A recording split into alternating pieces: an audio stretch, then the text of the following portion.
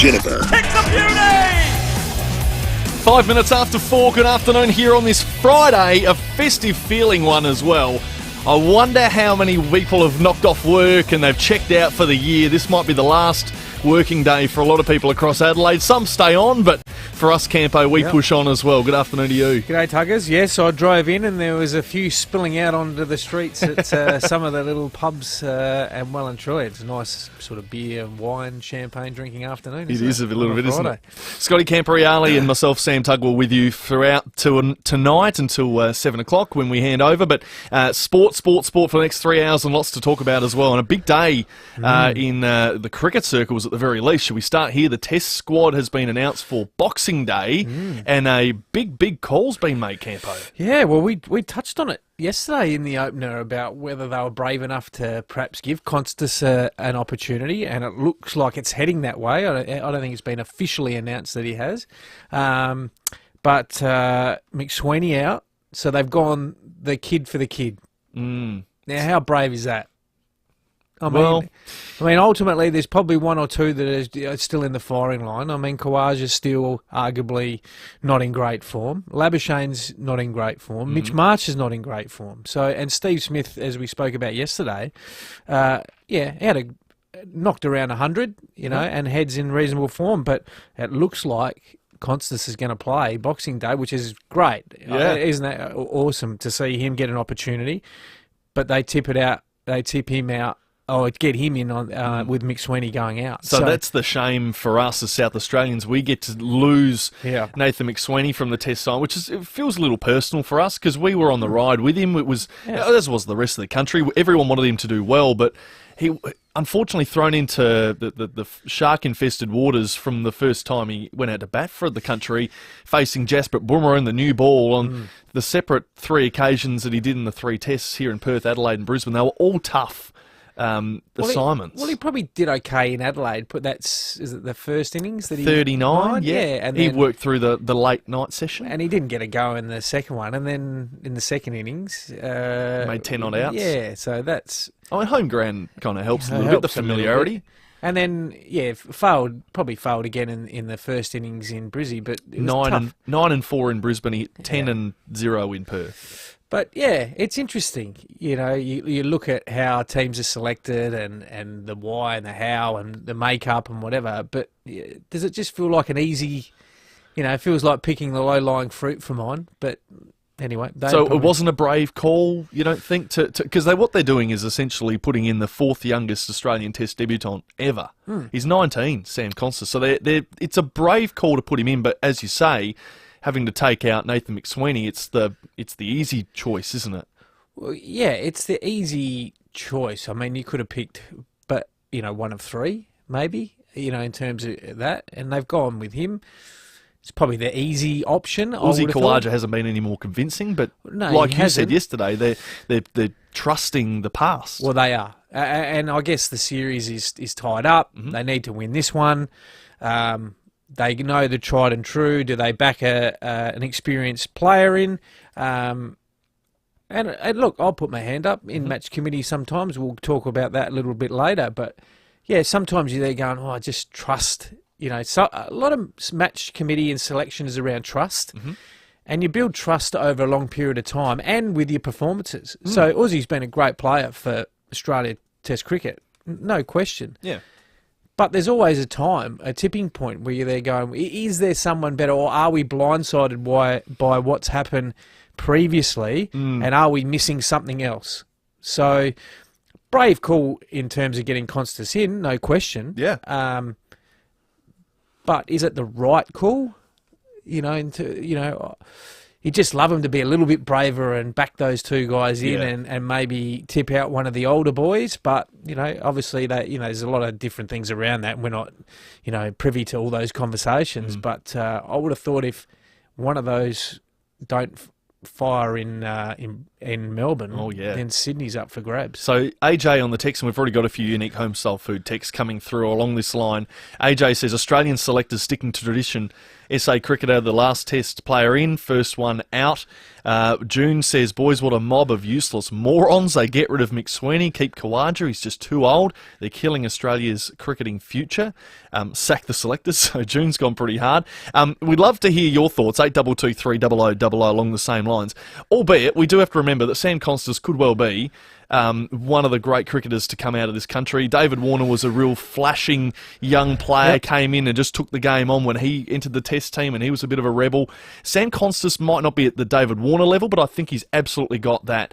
No scars, just goes out there and has a crack. Very Travis Heady at a very young age. He's 19, and it will be 85 days by the time he plays in Boxing Day's test match next week, if he is to get his first cap for Australia. Let's just quickly hear from Sam Constas. Oh, it'd be a dream come true, obviously, and maybe I'll get a little bit nervous before the game, but I've worked really hard for that. And it should be something that's applauded. Absolutely. If he's about to play his first test for Australia, he could be a great for this country if things go well. And you know what? Even if he fails, and that's the beautiful thing of getting young players in. They come in with they probably have a self-confidence in that I'm ready to go because I believe in my abilities, and he's done it in both formats in this summer as well so far. So he's probably the form batter out there at the moment. But what it does also too is it gives him a level of confidence that he's being thought in that light as well, because sometimes, probably more so in cricket, it takes a lot for a changing, because there's only limited spots, isn't there? Yeah. And there's only limited test matches and all those sort of things, where from an AFL or a soccer or whatever, there's matches weekly, for a long period of time, so you can sort of get them ready to a certain extent. But I think it's great. I'll be really watching to see what he does, and even if he fails, I'm okay with that. Like, get him out there, get him used to the environment. He's up against arguably one of the best bowlers in the game at the moment. Absolutely. No better place to start a Boxing Day. And he'll remember that forever. But get him around the group, give him some confidence. Who knows? Who knows what can happen? He might be the fire that gets things started, for the other guys to get going. And if it is Uzi up the other end, he might fire on the back of having a young person in there as well that's going, geez, he's just playing with a bit of, freedom and whatever. Maybe I'll go down that path instead of being stiff and tight. So it can work both ways. Well, you're right, because the balance between the two players, they're totally different, whereas McSweeney and Khawaja are very similar. They leave a lot of balls. They are patient players. They'll take a bit more time, so maybe that didn't play into the hands. But the rest of the squad that Australia have picked today, it's a 15-player squad for the fourth test. Constas comes in, of course. Sean Abbott comes into the squad. Jai Richardson also into the squad. So they've picked a few options there, all-roundy bowler types there too. McSweeney and Hazelwood go out of the squad. So, of course, Hazelwood with that injury. So the expected changes, this is what we expect for Boxing Day. Constas in for McSweeney, that just makes sense. Boland will probably come in for Hazelwood. Yeah. I'll put a big question mark next to this third one. Could there be a third change where Mitch Marsh goes out for Webster? Bo Webster could be the all-rounder, because really, what have we seen from Mitch Marsh in the last couple of tests that's convinced us of him holding his position as well? Well, other than his catching. Outside of catching, Yeah, I mean, that's probably it. And he's limited bowling. You would have thought he maybe would have bowled a bit more once Hazelwood went down, but he didn't. So whether he saw or, there was some question marks over him potentially in that test. So maybe they're just trying to ease him through. But would Webster be a debutant as well? He would be. So that would be a bold selection if they went with two debutants on Boxing Day in a live series. Yeah. Well, I think the obvious one would be Boland and then make the one change. But because as much as the performance hasn't been, there's still they probably should have won the last test, barring the rain, right? So there probably should be 2-1 in the series. They got absolutely belted in the first test, much better the second one.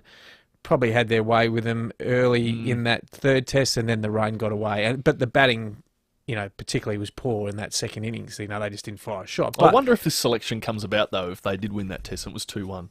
We'll put this to Wayne Flipper Phillips later. Yeah, if it was 2-1. Well, winning kills everything, doesn't it? Yeah. It does. And now we're talking differently about the team. Well, you do, but that's, I think, even what Darren Lehman said, and we'll hear some audio a little bit later on that as well, Tuggers, around, you can't get blindsided by results all the time. You've got to keep looking long term. How do we keep making sure that this group's growing and developing, and we've got different players coming through and giving them opportunities? And yes, winning is hugely important, and at that level, isn't it? You know, winning test matches is the ultimate. So you can't hide away from that, because you can't sit there and go, oh, well, there's always next year we'll come back and do that. No, it's now, so that we need to win that series now. And you said yesterday, Tuggers, they need to win this to secure the top two, you know, for the test final. The test final. So they're not mucking around, you know, in terms of what it is. But if they find one, you know, that's the exciting thing. That's exactly it. Yeah. And we want to be able to find that one. So let's hope it is in Sam Constas. But it does come, of course, at the expense of Nathan McSweeney. It could have come at the expense of Usman Khawaja. We'd love your thoughts. As you said, Darren Lehmann has had his say on the ABC in the last couple of days. Here's what Darren Lehmann had to say around George Bailey and whether he's too close to the team. In my opinion, he's too close to the team. I would like him sitting up, watching in a selector's box somewhere, watching and be able to make his own decisions without... And you can ask people questions, and it all changed from COVID, didn't it? Because you had to have everyone in the group. So he likes it that way, and that's okay. But my preference is the other way. My preference is selector to be able to make decisions within his selection group and deliver a hard message if they have to for the betterment of Australian cricket. You can't do that sometimes if you're too close, because you actually get too emotional when you care about the players. You know, as a selector, I cared about the players. As a coach, you do. But sometimes you actually get too close and you forget about what's out there. So you've been on match committees, Campo. Yeah. Is that a real thing, being too close? Absolutely. Absolutely it is. You just... And it's not a throwaway line. That happens. You know, I'll give you a perfect example. Scott Thompson's one of my great mates, and I couldn't play him in the 2017 grand final. That was probably the toughest decision I've had to make as a coach, because not only did he deserve to be there, you know, over his journey, but he wasn't in form. He was injured, you know, and it would have been a risk to us playing him and not getting, you know, the end result that we're looking for. So sometimes you've got to make those calls. And as much as it was hard, and me having that conversation and him trying to accept that as well, because that's a bloody tough conversation to have with someone that you're close to. But then you've got to go, right, what's best for the team now? What, you know, that's my job as a coach, as a selector, someone on match committee, is I need to make sure that I can filter I understand that, the emotion part of it, and you don't want to lose that, because you can draw on that as well as a coach. And that's really important over your journey, that you build those relationships and trust, you know, and I coached Scotty for a long period of time, and you build trust, and I know what he bring, but I knew that he probably wasn't quite physically ready to bring that. The mind was saying yes, but the body wasn't, and that's the challenge, and that's what we're probably seeing a little bit with Uzi. He's 38.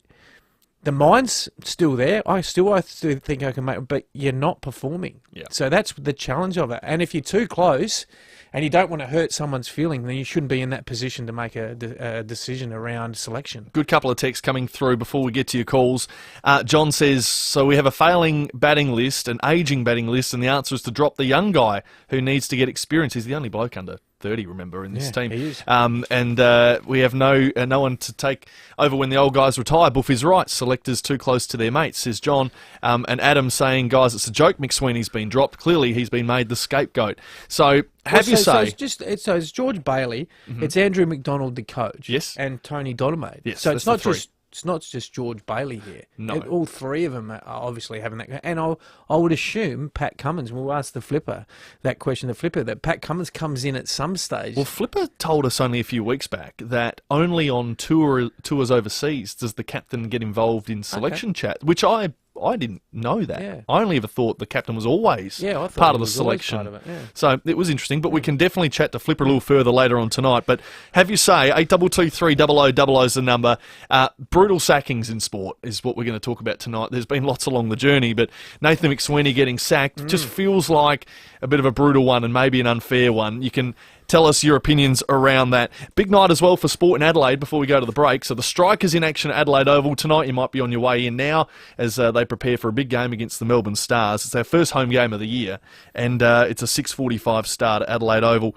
Glenn Maxwell's going to play for the Stars, so a big name for the opposition. Ben Duckett's going to be there as well, so some big hitters. And for the strikers, Ollie Pope from England is going to be playing. We've got Brendan Doggett, one of the locals, and we picked up a young left-arm quick who's 2 metres tall. His name from WA, Liam Haskett. He signed with us 2 days ago. He's been put into the squad, so we'll see maybe a young fast bowler for the strikers. Bruce Reid. Make a little debut for us would be nice. Tall, 200 centimetres. Sounds from exciting, WA. doesn't Bruce it? Reid, love it. I love it. So maybe a chance to see him in action. Fabian Allen, we talked about him the other night. He's the West Indian who played in the first game, spinner, all-rounder. He's been ruled out for the rest of the Big Bash, unfortunately. He's flown home. He did that hamstring, didn't he? It looked bad. Didn't look good at all. It didn't look good at all. They've basically lost one of their main imports in the first game. So that's going to be a bit of a body blow. Can they replace him? Can they replace him? Well, Liam Haskett got signed, I think, 2 days ago. So I would assume he was a pretty quick pickup. Yeah, so he might have been the replacement player. But that's on tonight. And the Reds are on tonight as well at Cooper Stadium. Huge Big game game for against them. Sydney FC at home.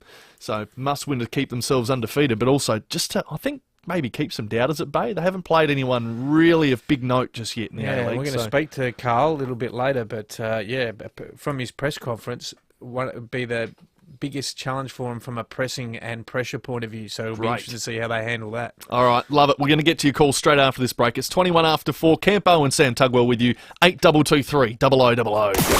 Rowie and Timmy G on the 5AA Sports Show. Timmy, remember baseball at the parade back in the day, watching the Giants? How good was it? Oh, it was the best, but you don't have to reminisce anymore. The Giants are down at West Beach now, and they are the reigning back-to-back champs, so there's no better time to get to the ballpark. Now, it's fun for all ages, and trust me, you'll have an absolute ball, and it won't break the bank either. Check the fixture and book your tickets now at adelaidegiants.com.au. Proudly supported by 5AA, always Adelaide.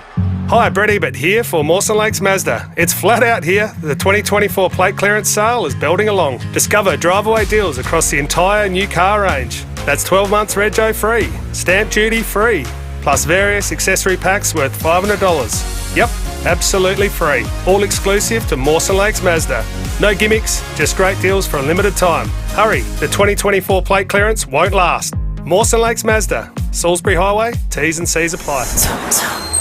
Austrac Campers Tullawana X16B has more space for the whole family. Was $69,990, now $64,990. Perfect for 2 adults, 2 kids, and a dream destination. Austrac Campers.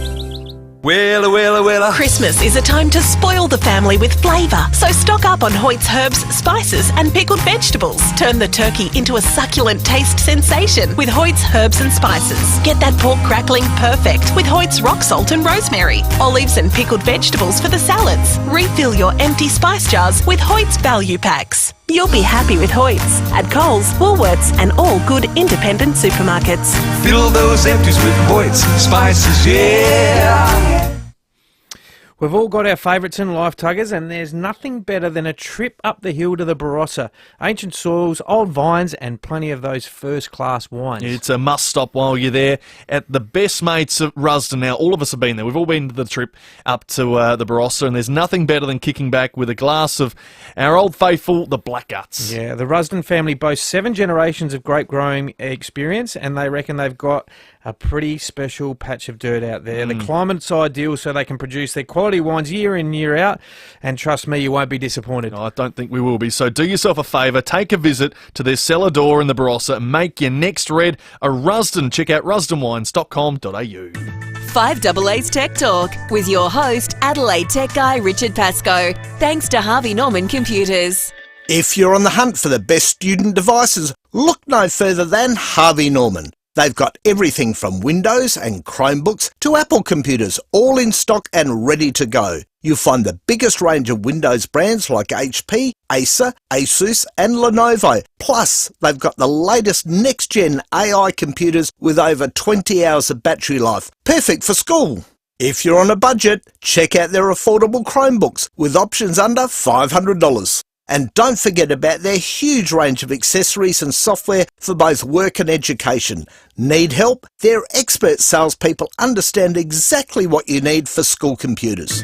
Check out this great offer at a Harvey Norman store near you.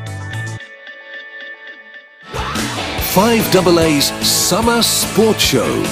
24 minutes after 4, brutal sport sackings. Nathan McSweeney's been sacked from the test side after just 3 tests. We'd love to get yours. 8223 0000. If you call in tonight, so easy as well just to get involved. Our best 2 callers will be sent with a double pass to New Year's Eve at the Strikers in the FIVEAA Sports Lounge. I don't think prizes get much better than this. The FIVEAA Sports Lounge on New Year's Eve at Adelaide Oval. Ooh, that's nice. The Strikers New Year's Eve is always the place to be. Especially if it's 31 degrees and you're sitting in there. Aircon, a little bit of food and bev. Yeah, best amazing. comfy seats. 8223 0000. Call in, take part, and you are going to be on your way if you're one of our best 2 callers. Let's check your traffic out there. Your call's next. Door Park, a crash, Dawes Road near Goodwood Road. Got delays in all directions there, so a bit of patience if you're heading that way, the Saba. In North Adelaide, roads closed for the cricket. The Adelaide Oval, Warmer Drive between the Footbridge and King William Road. That's till about 10:30 tonight. And got some works at Halla Cove to keep him on Lonsdale Road near Perry Bar Road. Curra 2 today, Gwyn Street at Firle. Still haven't ticked off everything on your Christmas list? You have longer to find it in Rundle Mall. Shop now and shop later. Open till midnight tonight in Rundle Mall, the home of Christmas. Adelaide's most accurate traffic on 5AA. 26 after 4. There's a couple of texts coming through. I just want to read this one real quickly because we're doing brutal sackings in sport.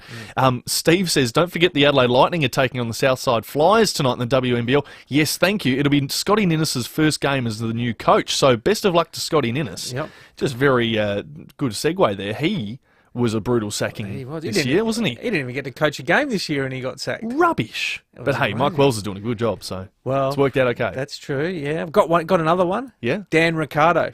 Oh, in the yes. F1. That was brutal. Very brutal. Yeah, no. Some of those sports, it's particularly where you think it's more brutal in those sports, I reckon, Tuggers, where money's not an issue. So you can just move them on. Yeah. Like, easy. You know, we spoke a little bit earlier in the week with Ange Postecoglou. Like, if they don't perform, they'll just tip him out. That's it. You know, but in an AFL environment, for example, you can't quite do that. So you sort of end up having to sort of force the issue and hold on a little bit longer. But, yeah, there's a couple. All right, let's get to our calls. 8223 0000. If you want to get on the line, you're in the running for the New Year's Eve Sports Lounge tickets to the Strikers. G'day, Johnny. Hello, boys. I'm Chairman. Like, I've read a fair bit about Australian cricket history and all the rest of it. There was a bloke called Ian Craig, debuted at 17. Captain Australia at 19. Yep. There was the great Neil Harvey. KG says he's still the best Australian batsman he's seen. He's debuted at 19. The great Ricky Thomas Ponting, debuted at 19. Yep. Get the youth in, because no athlete in professional sport is going to retire now with all the Johnny Cash involved.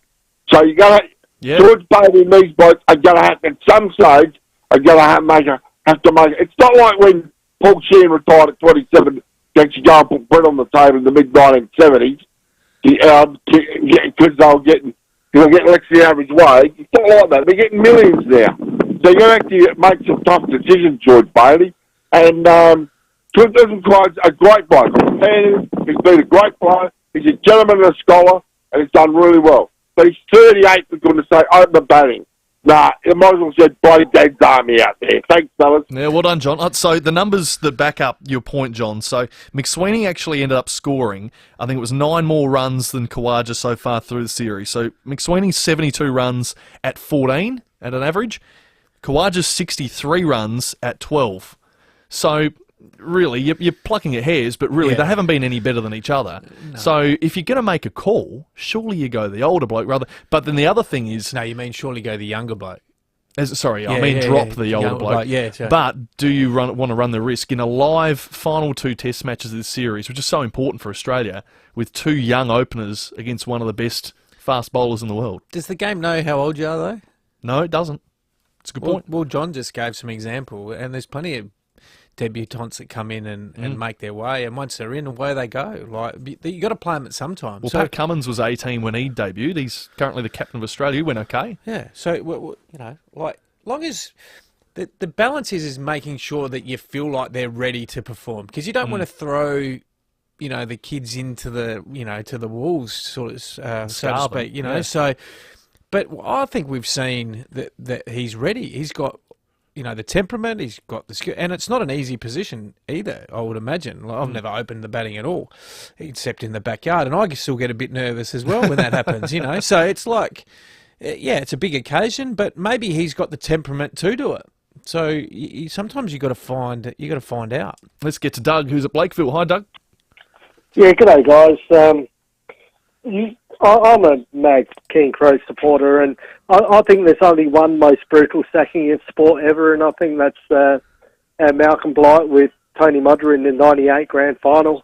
Mods did everything he possibly could to go through his rehab and get fit for that '98 season. Came back and played a few games, and to miss out on that Grand Final, and we all know what happened after that year. He went on to Fremantle, and Blighty said in later interviews that he regrets leaving him out. So, that's a brutal sacking for me. Good one. Thanks, Doug.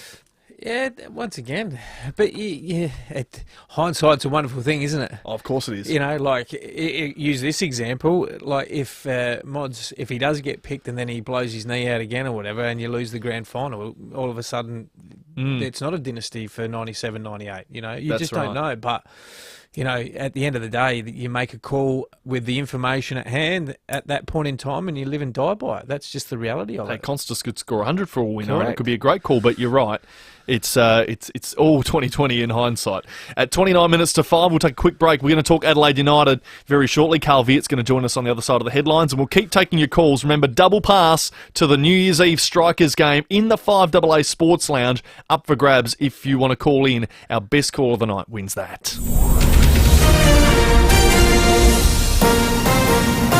This is 5AA News. Always Adelaide. Good afternoon, Mel Usher with the latest news headlines. A 24-year-old man and 26-year-old woman have been charged over a jewellery store break-in at Walkerville. Inappropriately accessing Charlie Stevens' medical records has resulted in 8 SA Health staff leaving and a further 10 hit with sanctions. There's a question mark over the New Year's Eve fireworks in Sydney if it clashes with a train strike. And in sport, an early Christmas present for Sam Constas, the young cricketer named in the Australian squad ahead of the Boxing Day test. Now checking 5AA traffic. Pineapple fans rejoice! Macca's new Hawaiian burger range is here for a limited time. So, Macca's run? Door Park, a crash, Dawes Road near Goodwood Road. Got delays in all directions there, so a bit of patience if you're heading that way, the Saba. In North Adelaide, roads closed for the cricket. The Adelaide Oval, War Memorial Drive between the Footbridge and King William Road. That's till about 10:30 tonight. And got some works at Halla Cove to keep him on Lonsdale Road near Perry Bar Road. Curra 2 today, Gwyn Street at Firle. Still haven't ticked off everything on your Christmas list? You have longer to find it in Rundle Mall. Shop now and shop later. Open till midnight tonight in Rundle Mall, the home of Christmas. Adelaide's most accurate traffic on 5AA. The 5AA forecast, clear tonight down to 15, mostly sunny tomorrow, 28. Right now it's 27 degrees. We'll have more news at 5 and as it happens on 5AA. Stuck in the daily grind?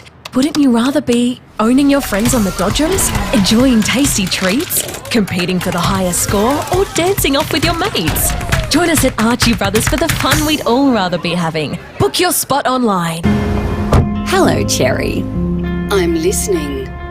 Save across the entire range with Southern Cherry's 2024 plate clearance sale. Plus, receive a gift card of up to $2,000. southerncherrymorfettvale.com.au. Forget having mulch or compost dumped on your driveway. It's messy and it gets in the way. Instead, order cubic metre Hulker bags full of living earth, compost or mulch. Hulker bags are amazing. They can be delivered where most tip trucks can't get to, and it's Australian Standard certified. And because your compost or mulch comes in a large Hulker bag, it's easy to access with no mess. Google Hulker bag now and have yours delivered. Spelled Hulca. Hulker bag. How far would you go for your dream kitchen? And how far would you go to get free installation? How about 15 minutes up the freeway to Balhanna Kitchens by Design?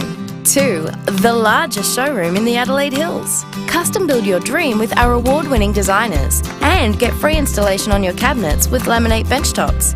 For a limited time, of course. Balhanna Kitchens by Design. It's not too far to go to make your dream a reality. balhannakitchens.com.au. There's one sign on Doothie Street, Unley, you must see. It's the Kirkbright Seafood sign. It changes daily, from fresh crays to Atlantic salmon, King George whiting, garfish and SA King prawns. All sustainably fished and processed on-site at Kirkbright Seafood. Not some faraway factory. It's a good sign that you're getting the best you can get, and so close to the city. See what's on the sign today. Kirkbright Seafood, Doothie Street only.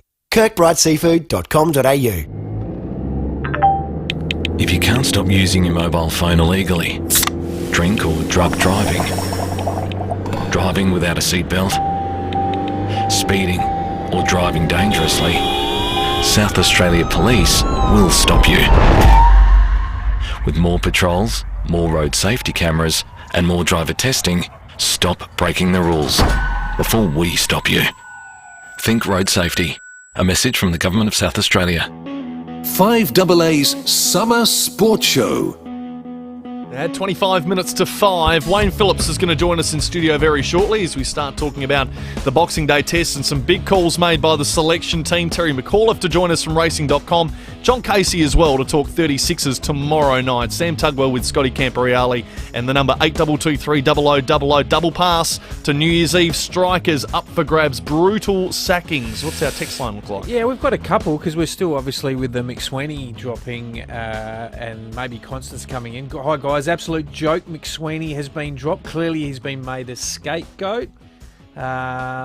Kick out those bloody geriatric cricketers. Give the young fellas a go.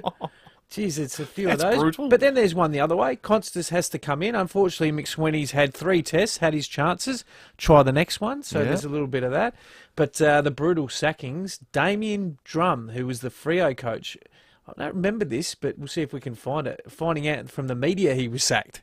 Oh, that's an interesting one. ouch. Yeah, and then Harrison Barnes traded in the middle of an NBA game. I do remember that. That's amazing. That is horrific. All right, we'll keep your unique homestyle food texts coming in. Yeah, please. Yeah, we're next.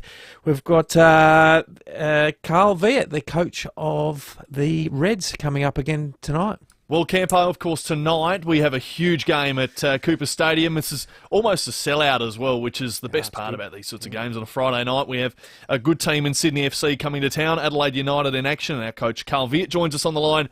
Carl, thanks for your time. No worries, guys. A really big home clash tonight, as we said. Going to be just about a full house there at Cooper's. Do you get up a little bit more just for these games? Yeah, look, it's I suppose it's our real first big test of the season, and Sydney have always been around the mark, so it's going to be a great game and something the players are really looking forward to. And Carl, I read in your press conference, Sydney, you're expecting more of a pressing team. The other teams you played so far have probably just sat off a little bit. Does be interesting to see how your guys adapt to that tonight? Yeah, most definitely. Sydney provide different challenges to what we've had so far.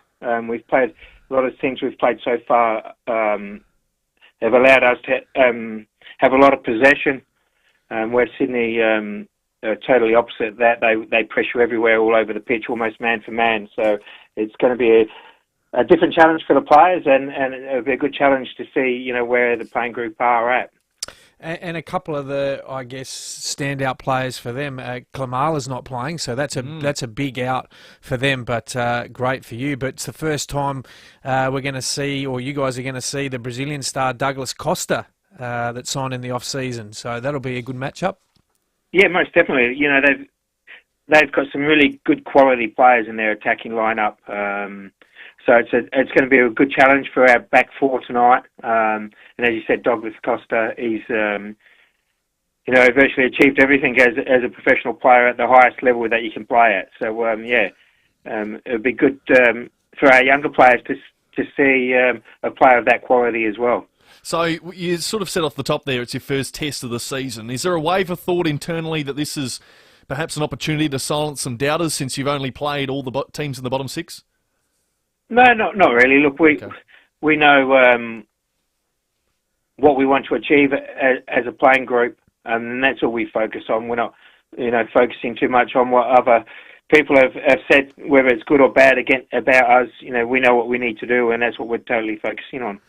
And Carl, your goal scoring, the way you want to play is attacking, and it's great to watch and those sort of things. But you must be really pleased that you've had back-to-back clean sheets. Yeah, most definitely. I think someone asked me that the other week, what we prefer to score goals or have clean sheets, and I said score goals. That's the way that my teams play. I think especially in the A-League, there's no promotion relegation, so it's important that we put on a performance that our fans enjoy watching, type of football that we play. And we interviewed Archie Goodwin on Monday. He continues to impress up front, and he's working really hard, and obviously took his opportunities last week against the Mariners. Yeah, look, Archie's, he's still a very young player. He's only, 20 years of age, still learning and developing his game. But the last 2 games he started for us, and he's been excellent for us. He's building his match fitness up as well, and his body's getting more resilient as well. So look, he's only going to keep improving for us. Yeah, that 4-0 win last week against the Mariners, it was a really good performance up front and defensively, I'm sure you'd suggest. So would you say it's your best performance of the year to date?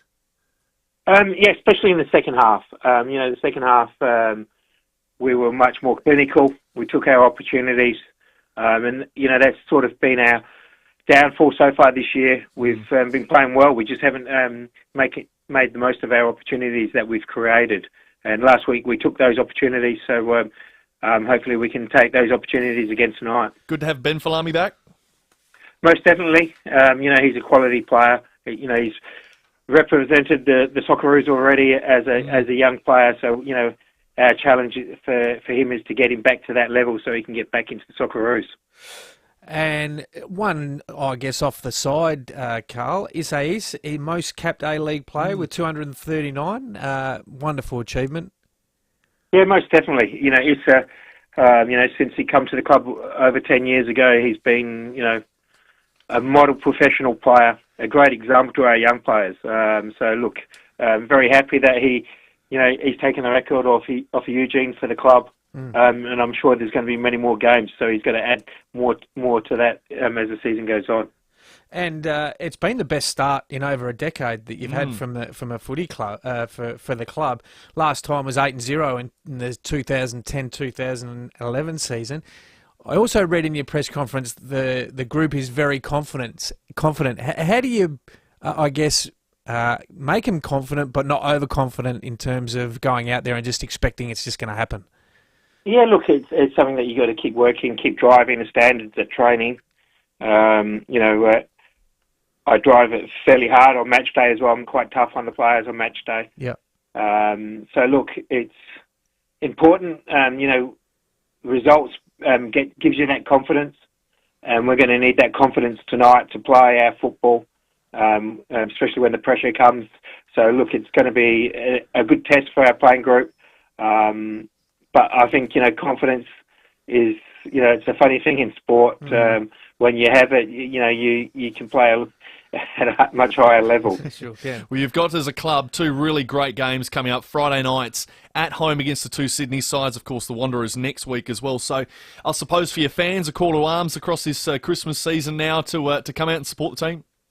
Yeah, most definitely. Our fans have always got behind us. So hopefully, we can get big numbers out there tonight. We need all our members out there tonight, and all the other supporters to come and get behind us. It's pre-Christmas, so it's a nice evening as well. So there's nothing better on a Friday night than being at Cooper Stadium. Absolutely, and worst case, to be able to watch it on your couch and get behind our Reds. Carl Viet, thanks for joining us, mate. Best of luck tonight. Good luck, Carl. No worries, guys. Thanks for your support. Let's see if we can get that undefeated run going. Carl Viet, our Adelaide United head coach. So with 17 minutes to 5, we're going to give, before 5 o'clock, a lucky listener a chance to win this FIVEAA Sports Lounge double pass on New Year's Eve to the Strikers game. They play the Perth Scorchers, so it'll always be a great contest, but there's no better place to be New Year's Eve than at the cricket. So call in now, 8223 0000. Brutal sports sackings. We'll give a lucky listener a chance to win up before 5 o'clock. Campo, have you got any more examples? Well, here's a good one. Mick Malthouse. So Mick Malthouse was technically sacked by Collingwood, but they ended up pushing him aside and then making him the coaching director so Nathan Buckley could be the head coach. That's true. So they sort of massaged that one, but technically... It wasn't very good. No, it didn't work. That was a real mess. Yeah, that was a mess. But, Mark Harvey was probably another one at the Freo Dockers. He got famously sacked and Ross Lyon took his job at the last minute when St Kilda thought they'd signed Ross, and then he just said, nah, I'm out. Probably more brutal on St Kilda than it was. Probably. You want to reckon? Yeah, probably. But it was still brutal on Mark Harvey, yes. thinking that he had a job and then all of a sudden he didn't. Well, if you want to get to the Strikers on New Year's Eve, 8223 is the number, because we will give away one of these corporate box tickets in the next 15 minutes. Remember, it's a pretty good setup. Food and bev. You've got, of course, great spot in the Gil Langley room up in the level 4 Riverbank stand. So a chance to win straight after the break. Get your calls in, 8223 Let's check your traffic. Outdoor Park at a crash to look out for. Dawes Road near Goodwood Road. In North Adelaide, roads closed for the cricket tonight. The Adelaide Oval. One more wheel drive between the Footbridge and King William Road. Should be wrapping up around 10:30 tonight. And slow for works at Hallett Cove, Lonzo Road near Perry Bar Road. Got a camera look out for to Byards Road at Ranella East. Play for $1.3 billion in the USA Mega Lotto and get more zeros in your life. The world's biggest lotteries are at the Lottery Office. Play now at lotteryoffice.com.au. Adelaide's most accurate traffic on 5AA. Tune into the 5AA Sports Show each week for Where Are They Now? The sporting names you remember from the past, revisited. Thanks to Walco. A Walco pool blanket will keep your water clean, warm and prevent evaporation. Walco.com.au. Who's that girl? Ruby's Rosé. Daring, fruity, alluring. She's your new favourite. She's everything you want in a rosé from Amadio Wines. Effortlessly elegant, always in style. Meet her today. You'll find Ruby's Rosé at Dan Murphy's Liquor at BWS Wine and Spirits and tastings at Amadio Wines Paynham Road, Felixstowe. Ruby's Rosé. She's so now. AmadioWines.com. Austrac Campers Madigan 16 delivers couples luxury at its finest. Was $77,990, now $74,990, and designed for those who want both style and comfort. Austrac Campers. Tuggers, they're at it again. Don't miss another Cheapest Chip free event tomorrow, this time for their new Tea Tree Plus Cheapest Chip store. All right, so tomorrow Cheapest Chips Tea Tree Plus will be celebrating their grand opening with free face painting, free balloon artists, free popcorn and free fairy floss. There's a lot of free, and the first 200 customers will also receive a free gift bag full of goodies from Cheapest Chips. That's pretty good. So grab the kids, head down to 1020 North East Road, Modbury, from 9 a.m. till 12 p.m, so late morning, and celebrate with Cheapest Chips. There are plenty of store opening specials as well, so you can grab a bargain and a coffee from the Coffee Run Coffee Cart. Yeah, so get down there to the new Cheapest Chips Tea Tree Plus for this free event from 9 a.m. to 12 p.m. tomorrow, and live cheaper with Cheapest Chips. $20,000. Want to win it? Here's how. Edwardstown Mazda's incredible 2024 plate clearance sale is heating up. Buy a new demo or used car from Edwardstown Mazda and you're in the draw to win $20,000. That's right, $20,000. Why would you go anywhere else? Your dream Mazda and $20,000? It's gotta be Edwardstown Mazda, the #1 destination for Mazda in SA. T's and C's apply. T24/1786. 5AA's Tech Talk with your host, Adelaide Tech Guy Richard Pascoe. Thanks to Harvey Norman Computers. If you're on the hunt for the best student devices, look no further than Harvey Norman. They've got everything from Windows and Chromebooks to Apple computers, all in stock and ready to go. You'll find the biggest range of Windows brands like HP, Acer, Asus and Lenovo. Plus, they've got the latest next-gen AI computers with over 20 hours of battery life. Perfect for school. If you're on a budget, check out their affordable Chromebooks with options under $500. And don't forget about their huge range of accessories and software for both work and education. Need help? Their expert salespeople understand exactly what you need for school computers. Check out this great offer at a Harvey Norman store near you. 5AA's Summer Sports Show. Scotty Camporeale and Sam Tugwell with you at 11 minutes to 5. Flipper's going to join us in studio after 5 o'clock. And of course, we're taking your calls and giving you the chance before the news at 5 A chance to win a double pass to the FIVEAA Sports Lounge. The Strikers on New Year's Eve. It's the place to be. Valued at $600, these corporate tickets. So get involved in the show. We're asking for the brutal sports sackings on the back of Nathan McSweeney, who's been sacked from the Test side for the Boxing Day Test in preference for for Sam Constas, who's going to come into the team. Let's go out to our callers, Old Nollunga. G'day, Brian. How you going? Very good. I'll pull one to you. Steve Bucknell. He was an test umpire, one of the very best umpires you get, but India complained about him with bad decisions, and he got the sack. Now, that's rough. Yeah, that's rough. So that's rough, yeah. The ICC bowed to Indian pressure, didn't they? Yeah. That's right, they bet. And, then he retired in 2009. That's good. Thank you, Brian. Interesting one, that story, because it was the 2008 Test in Sydney. Remember, that's famous for Michael Clarke. Yeah. Bowling in the twilight hours of the day and knocking over India and winning the series and all that. But apparently Steve Buckner made some mistakes during that Test match, which cost India the game, and hence a lot of pressure came from Indian fans and people above, and ICC bowed to it and basically sacked him because of it. Rough. Wow. Well, that's all left to centre, Brian. Thank you. Yeah, well, I guess it's a bit similar to, the Crows when do they sack the umpire or the goal umpire on the basis of that? Maybe. But yeah, that's brutal. That is brutal. Lose your job because of it. Let's go to Raylene at Modbury North. Hi guys.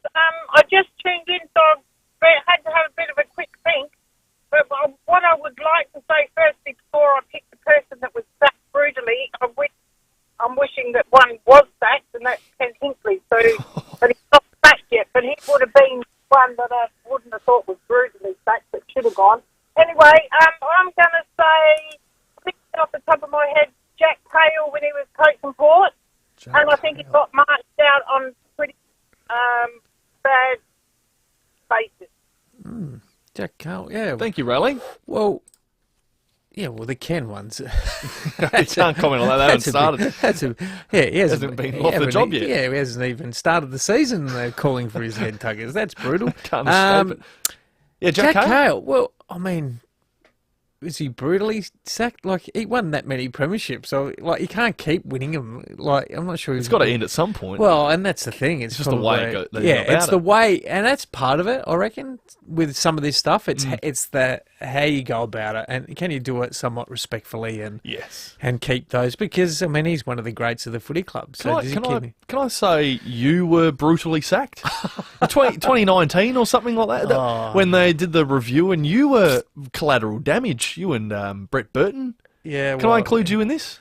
Well, maybe. Is that fair? Well, I shouldn't throw you under the bus like that. Maybe. That was brutal. Well, it was brutal at the time. Yeah, because you love the job and you love the group and you think that you're helping and whatever. But for whatever reason, we had that review and.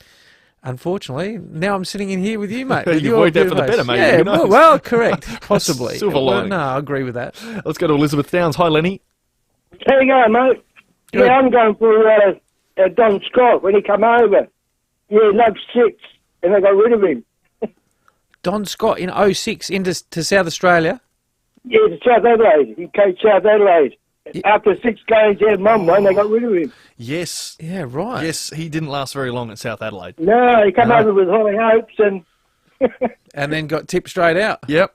Straight away. 1985. 85. Yeah, that's a good memory, Lenny. That's a good call as well. So I remember he came in, he used to wear the leather jacket and everything, and he looked like the real, the it and the bit, trying to a bit above everyone else around him. Wouldn't have gone down well down Christie's Beach or anything like that. Well. All defeats, 0-6, and they said, "We'll turf you, mate. You don't belong here anymore." Well, that's probably fair enough. Yeah, that's a good sacking. Well done, Lenny. Thank you for that. Salisbury Heights. Hi, Tom. How are you, boys? Good. Ian Meckiff, have you heard of him? Ian who? Meckiff. Okay. Tell us. He was done for being a chucker in the Australian Test team by Colin Egar, and he had one shot and they dumped him after that. Oh. What, about what era? Oh, now you're getting in Egan. To me, he would have been in the 50s, I reckon. Yeah, 50s, 60s. I'm just looking up his career. He left-arm fast bowler. Played 18 tests between 57 and 63. So, yeah, chucker. So throwing the ball, and they turfed him. Colin Egar called him for chucking. Yeah, well. And that was the end of it. And the captain wouldn't put him at the other end to see if the other umpire was going to call him for chucking, and that was the end of him. Very nice. Thank you, Tom. Good suggestion. There's a couple on the text here as well. One from Enzo saying Justin Langer's sacking was brutal. Yeah, it was. And so was Brett Ratton. Yeah, Rats was ex-teammate of mine. Yeah, that was brutal. Yeah. He's been on the end of a couple, Rats.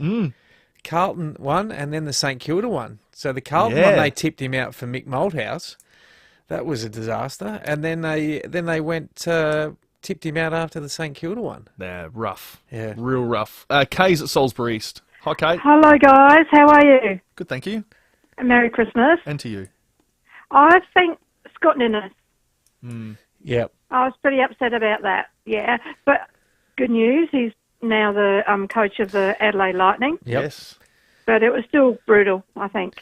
Yeah, it was a bit rough, Kay, wasn't it? I mean, particularly when he took the club over at an important stage, an interim coach, and obviously tried to get the group back together again, and then gets a 2-year deal and then doesn't even get the opportunity to have a crack at it. That's a bit rough. It is. And it was just the way they went about it too, just out of the blue. Completely out of the blue. And they went for a guy who they hadn't really seen for more than a month or two in the organisation, which just felt at the time like, wow, how could you do that to a South Australian, a former sixer, a great of the club? But it's a bit smelly, wasn't it? It really was at the time. Mark's at Little Hampton. Hi, Mark. Hi, guys. How you going?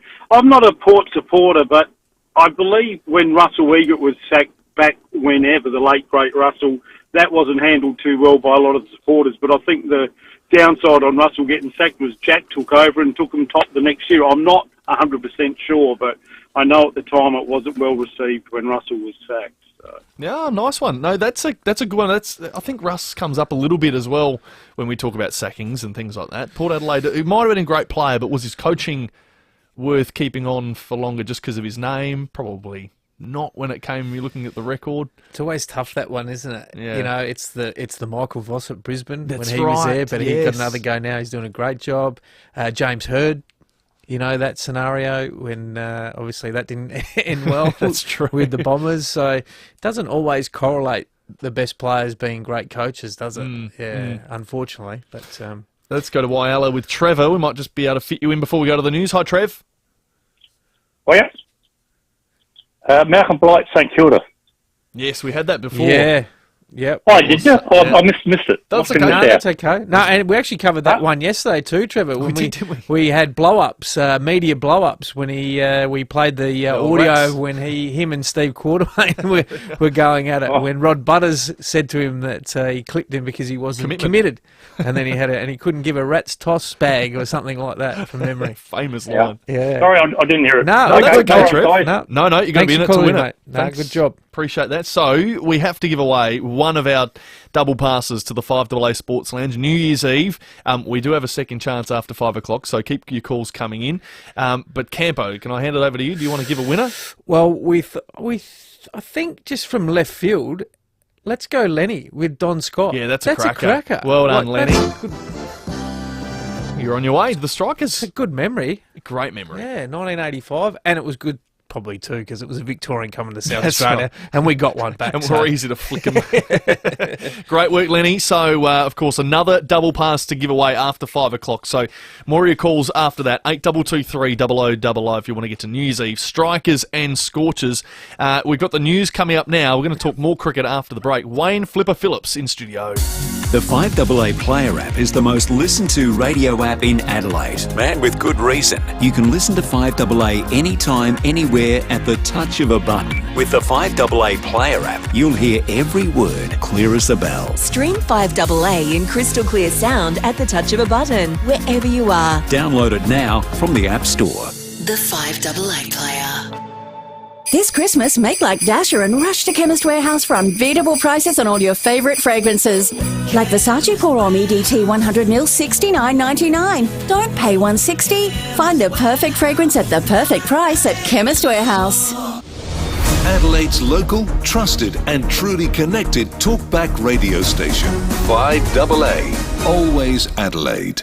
So what were you saying about battery-powered garden tools over petrol ones? They're often lighter, less noisy, and some battery-powered tools give the petrol ones a run for their money now. Oh, and Stanford's got battery-powered mowers. Heaps. And trimmers, blowers. So why haven't you replaced the old petrol ones? I'd never remember to charge them.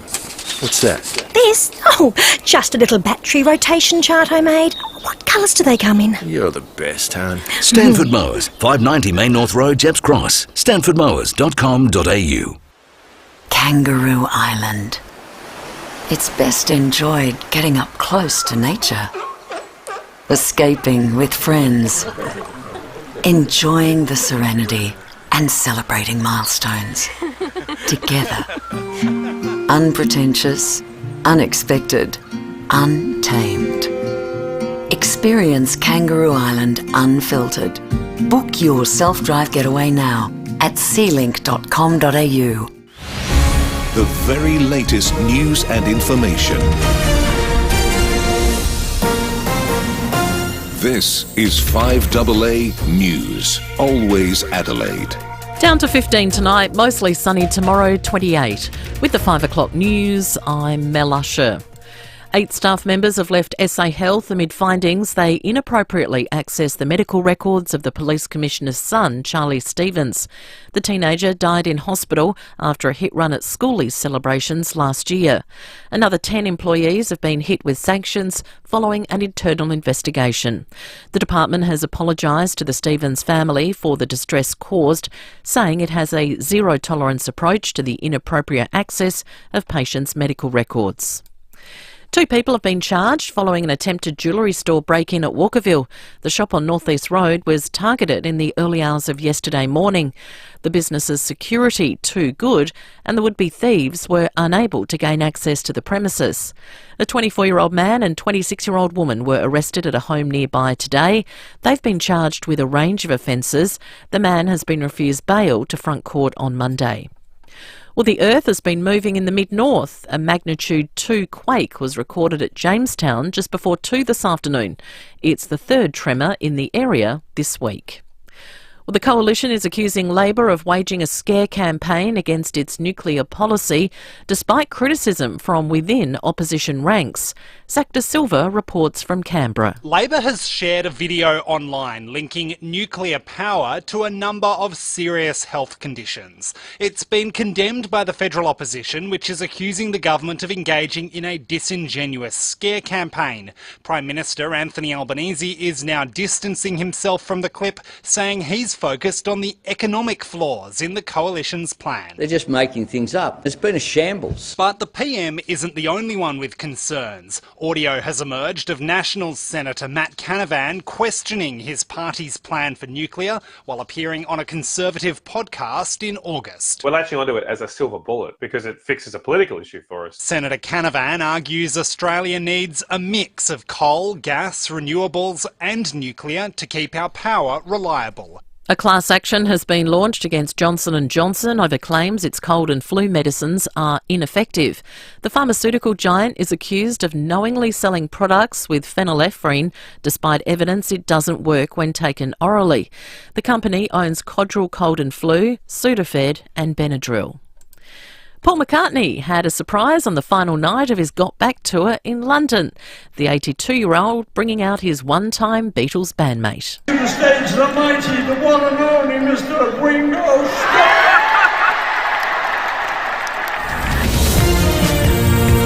Now turning to 5AA Sport. Visit Sports Card World for Christmas gift ideas, including the latest sports cards and gaming cards. Regent Arcade. Australia has named their 15-player squad ahead of the Boxing Day test against India. Kiara Parker has more. Opener Nathan McSweeney has been dropped for the 4th test after a lean start to his international career. Since making his test debut last month in Perth, he's failed to make more than 10 in 5 of his 6 test innings. Australia is poised to unleash their youngest test batting debutant in more than 70 years, with 19-year-old Sam Constas earning his first call-up to the national squad. Chair of selectors George Bailey says his style of batting offers a point of difference. Sean Abbott returns to the squad along with Beau Webster, as well as Jai Richardson, who provides further options in the fast bowling space in the absence of Josh Hazlewood. Australia and India are locked at 1-1 in the Border Gavaskar Trophy with 2 matches to play. Still on cricket, Australia's domestic one-day competition will be renamed the Dean Jones Trophy. The player of the men's final will receive the Michael Bevan Medal. In the BBL, the Strikers play the Melbourne Stars at Adelaide Oval tonight. The game starts at 6:45. Adelaide United are in action as well at Hindmarsh. They're taking on Sydney FC. Now checking 5AA traffic. Pineapple fans rejoice. Macca's new Hawaiian burger range is here for a limited time. So, Macca's run. Got to crash at Door Park for the drive home. She's on Dawes Road, New Goodwood Road. Got delays in all directions through there at the moment. In North Adelaide, roads closed for the cricket around the Adelaide Oval, affecting Warmer Drive near the Footbridge and Kimberley Road. She'll be wrapping up around 10:30 tonight. And look out for works at Hallett Cove, which is sluggish too. Lonsdale Road near Perry Bar Road. Camera this afternoon, Byards Road at Brunella East. FPOS fees are great for banks, not businesses. Pay no fees or terminal rental with SmartPay. Visit smartpay.com.au. T's and C's are minimum turnover apply. Adelaide's most accurate traffic on 5AA. The 5AA weather, clear tonight down to 15, mostly sunny for your Saturday, 28, Sunday partly cloudy 25, Monday partly cloudy 24. Right now it's 28 degrees. Now let's check what's happening on 9 News tonight. I'm Kate Collins. Tonight, the SA Health staff who've lost their jobs for accessing Charlie Stevens' medical file. A new link between microplastics and 2 forms of cancer. The pharmaceutical giant sued amid claims its common Australian products do nothing. And see the touching Christmas card sent out by the Prince and Princess of Wales. 9 News, your news, nightly at 6 on 9 and 9 now. We are a Naval Fitness Centre, home to the biggest and best equipped disability-exclusive gyms in South Australia. We are your local award-winning registered NDIS provider. We are custom-built, accessible to wheelchairs and ambulant clients with disabilities. In addition to providing exercise, physiotherapy and dietetics, we are proud to house SA's only underwater treadmill hydrotherapy tank. Join our community at Holden Hill, Marston and Elizabeth. Visit enablefitnesscentre.com.au for more information. For 40 years, Medicare has been the cornerstone of the Australian healthcare system. Now we're investing in Medicare's future to make it stronger, with more investment in bulk billing, enhanced support for mental health and more urgent care clinics. So whether you need a GP often or just now and then, Medicare's here to keep you and your family healthy, now and in the future. Learn more about Medicare benefits at medicare.gov.au/stronger. Authorised by the Australian Government, Canberra. Welcome to the circus. Arcade, bowling, crazy shakes and prizes. All in a day's play at Archie Brothers Circle Electric. Good times guaranteed. Search Archie Brothers deals for great school holiday offers. On the first day of Christmas, FIVEAA Hyundai gave to me 3 years of free servicing. Every in-stock vehicle sold this December comes with 3 years of free servicing, plus a surprise from under our Christmas tree. Change the way you Hyundai at FIVEAA Hyundai. Babe, you know how we've been together for a while now? Yeah, 6 months. Yeah, do you think it's time we started getting our own furniture? Get rid of the hand-me-down stuff like that couch, for example? Yeah, sure. Yay! So I've mapped out a shopping day at Jepp's Cross Home HQ. Dining table, focus on furniture, bed from Sleepies, robes, wall span. Do they sell new girlfriends? Oi! Jepp's Cross Home HQ is the best. Let's get coffee at Q3 Coffee Lounge. Hooray, can't wait. Me neither! The news and issues that matter to South Australia. Always Adelaide. This is 5AA. 5AA's Summer Sports Show. Oh, it'd be a dream come true, obviously, and maybe I'll get a little bit nervous before the game, but I've worked really hard for that. That's Sam Constas, who's been thrown into the mix for the Boxing Day test. Get him in. Unfortunately, for the expense of our own South Australian and Nathan McSweeney. Brutal sacking, 82230000. We have another New Year's Eve Strikers double pass to the 5AA Sports Lounge to give away. Valued at $600. It's a pretty good price to take into Christmas. All thanks to Budget Car and Truck Rental for utes, vans, trucks, trailers, buses and more. You call 13 27 27. Brings us this man. Thanks to Budget Car and Truck Rental for utes, vans, trucks, trailers, buses and more. Call 13 27 27. This could be it, and Wayne Phillips has made a century 159 in his first test match. This is Wayne Flipper Phillips. Flipper, g'day. You get sick of hearing that? Do I get? No. No. Fair enough. Goodness, what a horrible thing. Yeah. First time I've heard it. Come on, brutal sackings. Today? Brutal sackings? Yeah, give us one. I'm trying to think. Oh, Nathan McSweeney, very, very disappointing. I mean, we've not seen such a savage sacking since I was. Well, why would they have done it? Oh, sorry. Why would they have done it? Yeah, Why would they pick on the low-lying fruit? How can you justify when you consider what else is being contributed by those in the top order of the Australian men's batting lineup? Well, so you've been in the inner sanctum there. Yes. And it's different from footy, my background. Take us inside what would have happened in terms of that. So there's the three selectors. Yes, three Does the selectors. captain get involved? Does Pat Cummins get involved in that conversation at all? Not to the point of the decision making. Yep. Yes, there would be the discussion. Yep. Yeah, but the decision making has to sit with the chairman of selectors, the coach of the Australian team, and the standalone Tony Doddermate. Yep. So those three selectors are there in place to make their decision, but certainly would have had the discussion. This is our consideration. This is what we're going to do. And it just doesn't sit right with the contribution from the others, apart from Travis Head, in that top order of batting. Why is it that it is Nathan McSweeney who misses his spot? So do you think it's a trust thing over a body of work over time that they've gone, we're going to go with experience in an important test rather than back a youngster in? No, I don't. And I don't think they're... And the other thing, that are they just looking at this MCG test match, Boxing Day test match, or are they now starting to look the next test match series, the one after that, and then Australia hosting England in 5 test matches here at this time of the year next year? So they've got 2 test match series, I think, against Pakistan and Sri Lanka and the West Indies. So they've got 2 more test series to play, brief ones, but are they starting to feel the necessity to make sure they've asked the right questions, made what they think are the right decisions to find out they can get this established now with a new player at the top of the order? And sadly for Nathan McSweeney, no longer. If it's a 2-1 series situation going into Boxing Day, do you think we're having this discussion? Do you think the Australian selectors would be as bold as this to make a call like bringing in Sam Constant, or do you think either way we'd be having this discussion, we'd be seeing Nathan McSweeney out of the side? No. Australia lead 2-1. Two test matches to go. Let's keep it together. Yeah. So, that's fine. There's no need to be making these, what is it? Are they brave decisions? Are they, Series is on the line. Yes, indeed. Yes, very much so. But what are these decisions? Is it this immediacy of this game coming up, or is it now we've got to start this transition process? And Usman Khawaja, now at age 38, I mean, is there a necessity for him to be then and finding the next one for to go as we move forward with this this top order of the Australian batting lineup? I've got a question for you. Please. Davey Warner? Yes. Or Usman? I know Davey Warner's, was a bit on the nose and then, he retired.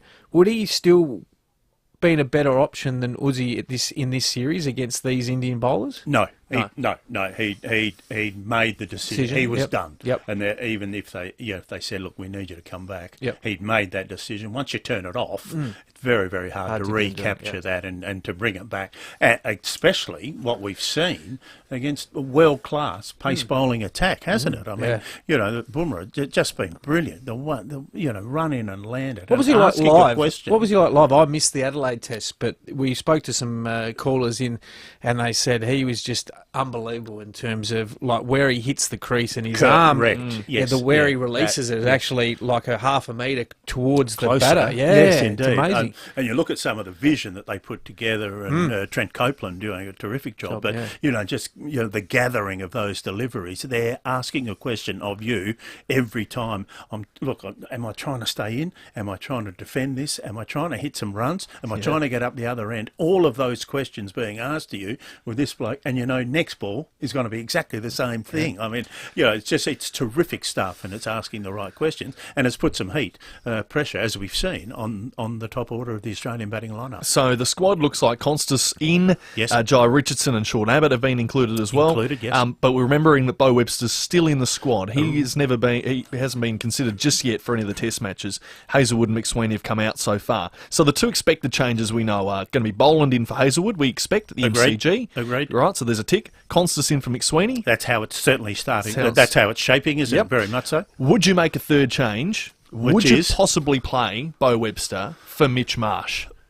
Or is that too big of a risk, having two debutants at the Boxing Day test? I don't see that it is. I mean, he's been around that squad for such time now. He's been in the rooms. He knows how they feel. He knows the conversations. He knows why he's there. He's now just waiting for this opportunity. And it might just be the time, right, I'm going to grab it and watch this. I'll show you that I can, and I will, and I do, and that's exactly why I've been put into that side. So is Australia needing an all-rounder right now? Are we missing not having Mitch Marsh's versatility as that player like Cam Green used to be? We are certainly missing the Cam Green versatility. I'm disappointed from Mitch's point of view, in that plays and misses at one and walks off our court, and then and then just to rescue myself, the all-rounder throws the ball. I'll bowl a couple of overs for you, So now I can't put too much more on the table than that.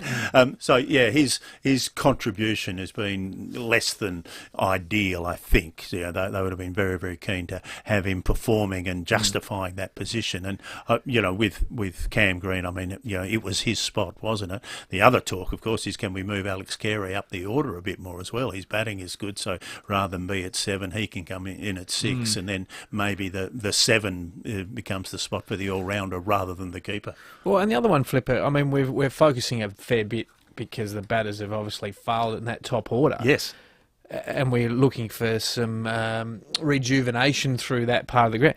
But is the same thing going to happen in the bowling? Because we went through it yesterday. Now they're don't get me wrong, they are bowling very, very well. Outstanding. But Lyons 37, good. Stark's 34, Hazelwood's 33, and looking to be a little bit injury prone at the moment.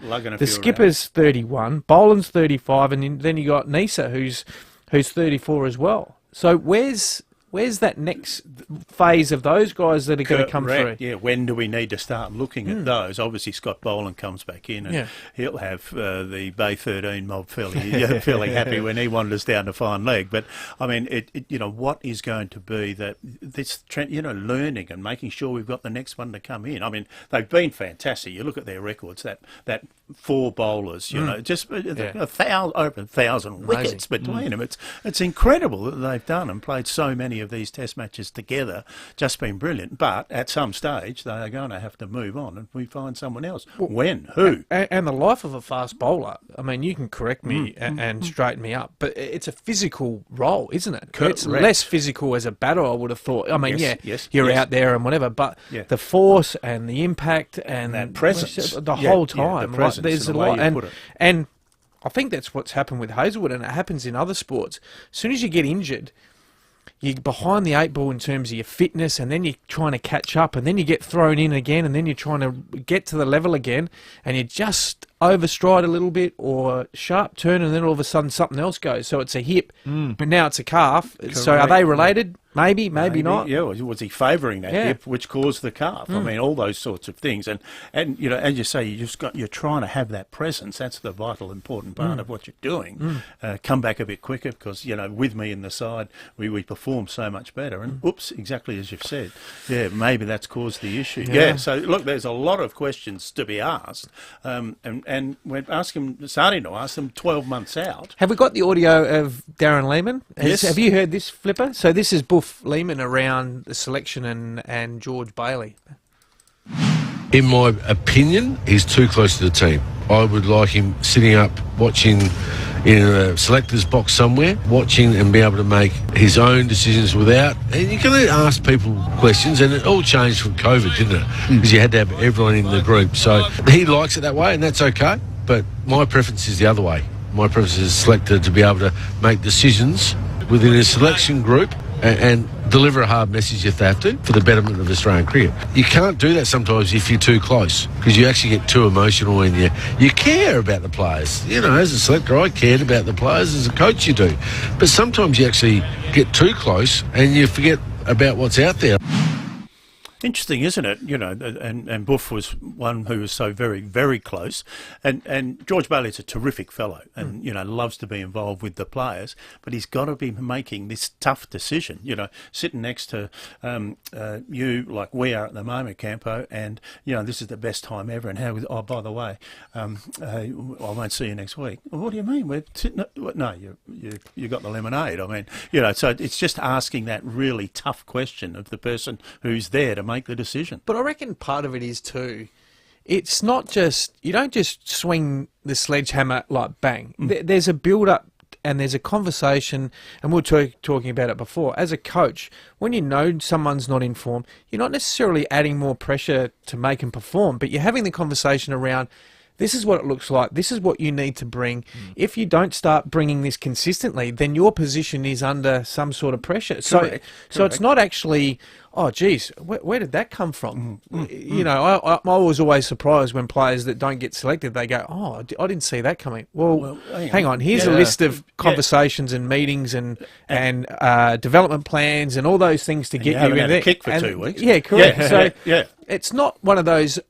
And so I'm a little surprised by that, because surely behind the scenes they're having those conversations with whoever it may be, bowler, batter, around, we need, because we're not playing, you know, grade cricket here. We're talking about the Australian Test team. Correct. You know, so if you're not performing, there's plenty of people that are putting their hands up and want to play. Yes, indeed, and will be entitled to a spot. That's the thing, and that's what the selectors need to be doing, is finding those players and making sure they're ready to go and picking them when it's required. All right, Flipper's in the studio, all thanks to Budget Car Truck Rental. We're going to take your calls with Flipper next, so if you want to call in and have a chat to Flip, question something, you'd like to have your say on the Mick Sweeney dropping or Constance potentially debuting on Boxing Day, or you'd like to give us one of our brutal sports sacking nominations, 8223 300 is the number to call, of course, a double pass the FIVEAA Sports Lounge, the Strikers and Scorchers on New Year's Eve, all up for grabs for our best caller of the evening. Let's check your traffic. At Door Park, at a crash to look out for today, Dawes Road, Ngubba Road. Still got some delays through there at the moment, so take it easy if you're heading that way. In North Adelaide, roads closed for the cricket around the Adelaide Oval, affecting War Memorial Drive to the Footbridge and King William Road. Should be finishing up around 10:30. And slow, as always, South Road at Clovelly Park.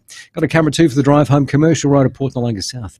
This is it, the biggest closing down sellers on at Katie's. Prices from just $10. Last chance to save 50 to 70% in-store and online. While stocks last, T's and C's apply. Adelaide's most accurate traffic on 5AA. SA cricketing legend Wayne Phillips joins Rowie and Timmy each week on the 5AA Sports Show. Catch Flipper with his spin on the summer of cricket, thanks to Budget Car and Truck Rental for utes, vans, trucks, trailers, buses and more. Call 13 27 27. Amadio Wines recently took home the title of the best Cabernet Sauvignon in the world for their famous drop, Sebastian's Reserve, at the 2024 International Wine Challenge. And it doesn't end there. Amadio continues to receive global recognition with 13 more international gold medals across their range. And the hype is totally deserved. Head to amadiowines.com and grab a bottle of the world's best Cab Sav. It's right here on your doorstep, here in SA. Hi gardeners, Charlie Allbone here. Water is the key to maintaining a healthy garden. That's why I use Rich Grow Easy Wet Soil Soaker. It lets the water in and keeps the roots hydrated. Easy Wet is easy to use on lawns, gardens, pots and edibles, and its new granulated formula creates the Rich Grow effect for greener lawns and stronger, healthier plants. Grab some today and grow you good things. Available at Bunnings Warehouse.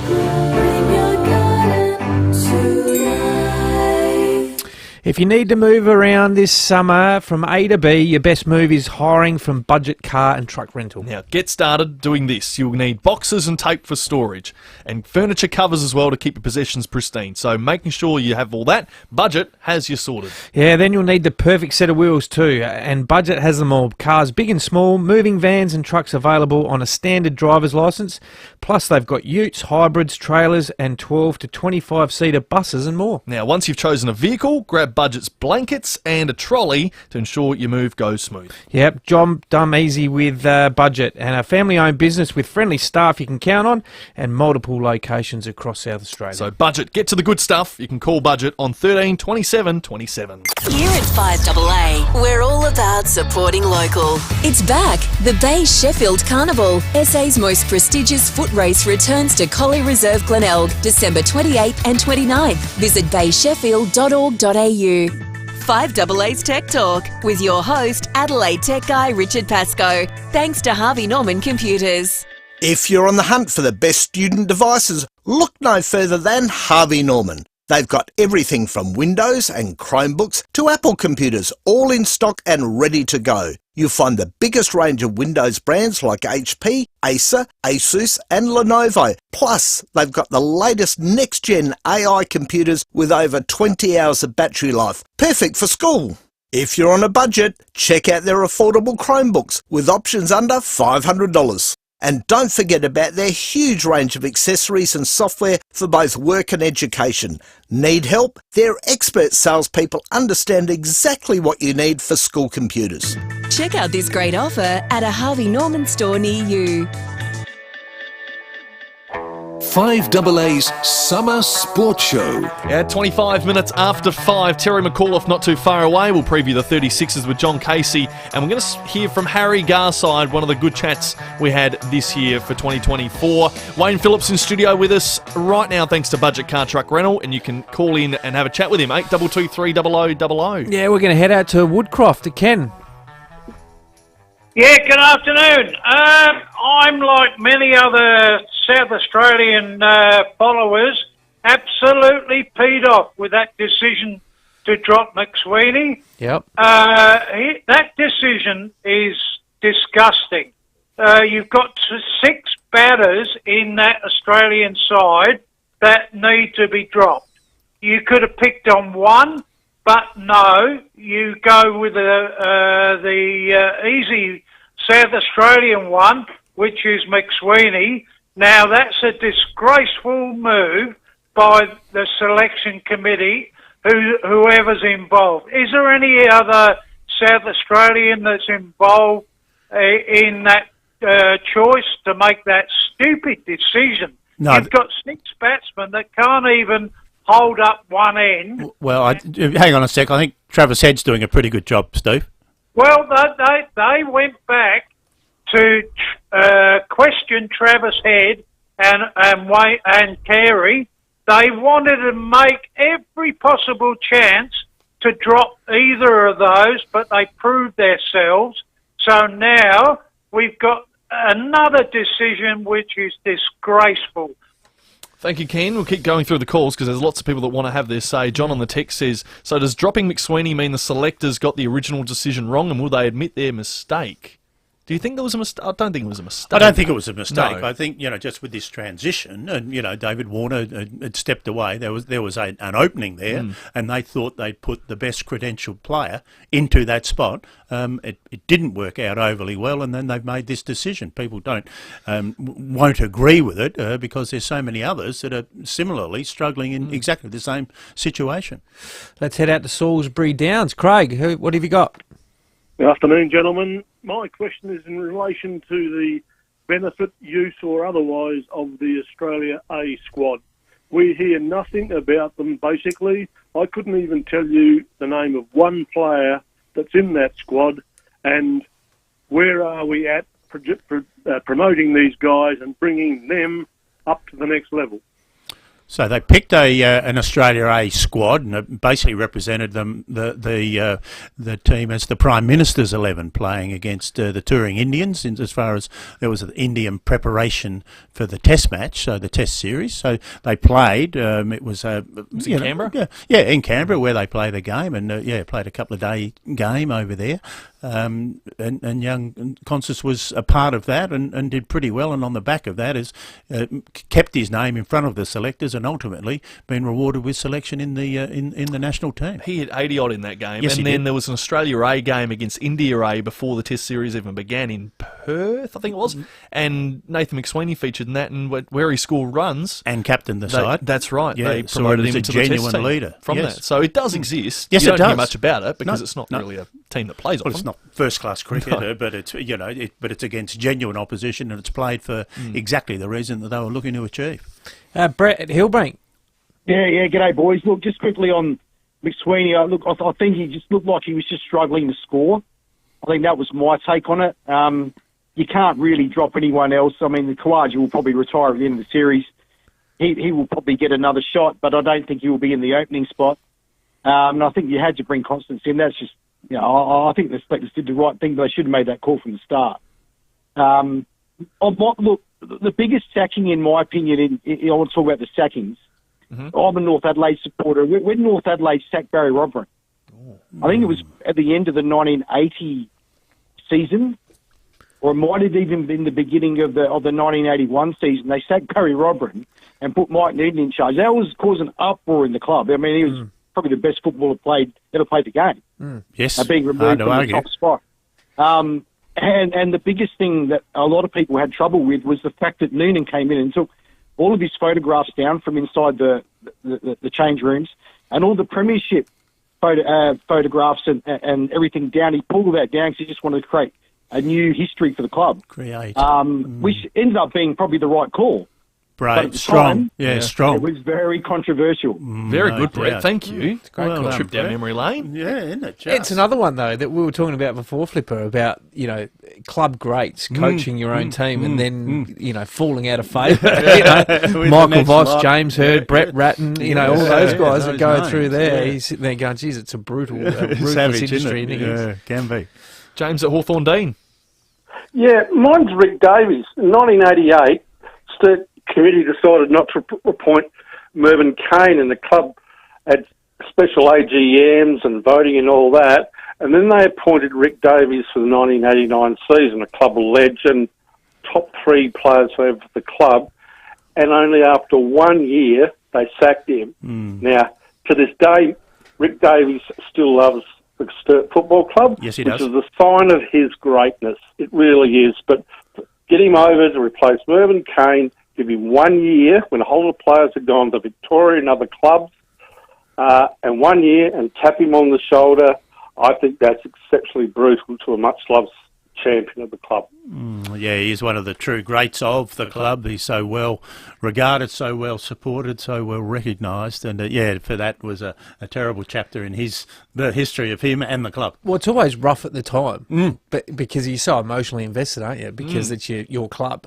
And then when you move away, you're there going in the cool, calm light of day. Yeah, they probably made the right decision around some of that. But at the time, you can be quite, emotionally attached to it. I've got a question here on the Unique Homestyles Food text line, Flipper. Yes. And I've heard I hear this a lot, but I actually don't understand the background of it.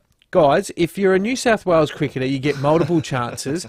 SA cricketers get one chance. There's a bias. Like, I hear that over, and I'm not as au fait with cricket as what you are, but I hear that a lot over my lifetime. Oh, they only pick New South Wales or Victorians or Queenslander. Yeah. Is that? No, it's not. It's no, not. It's not. Okay. They have more.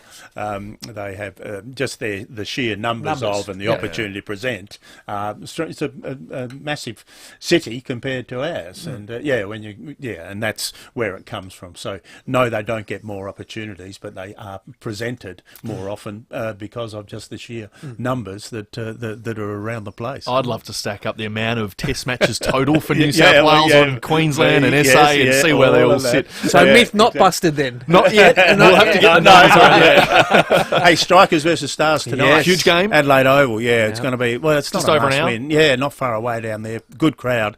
The city's alive, so people will be getting down there. The Stars, they welcome back Glenn Maxwell tonight, Maxie, so I don't know what he's going to bring to the table, but last time he was in Adelaide, I think it was at the 6 and Out concert. So,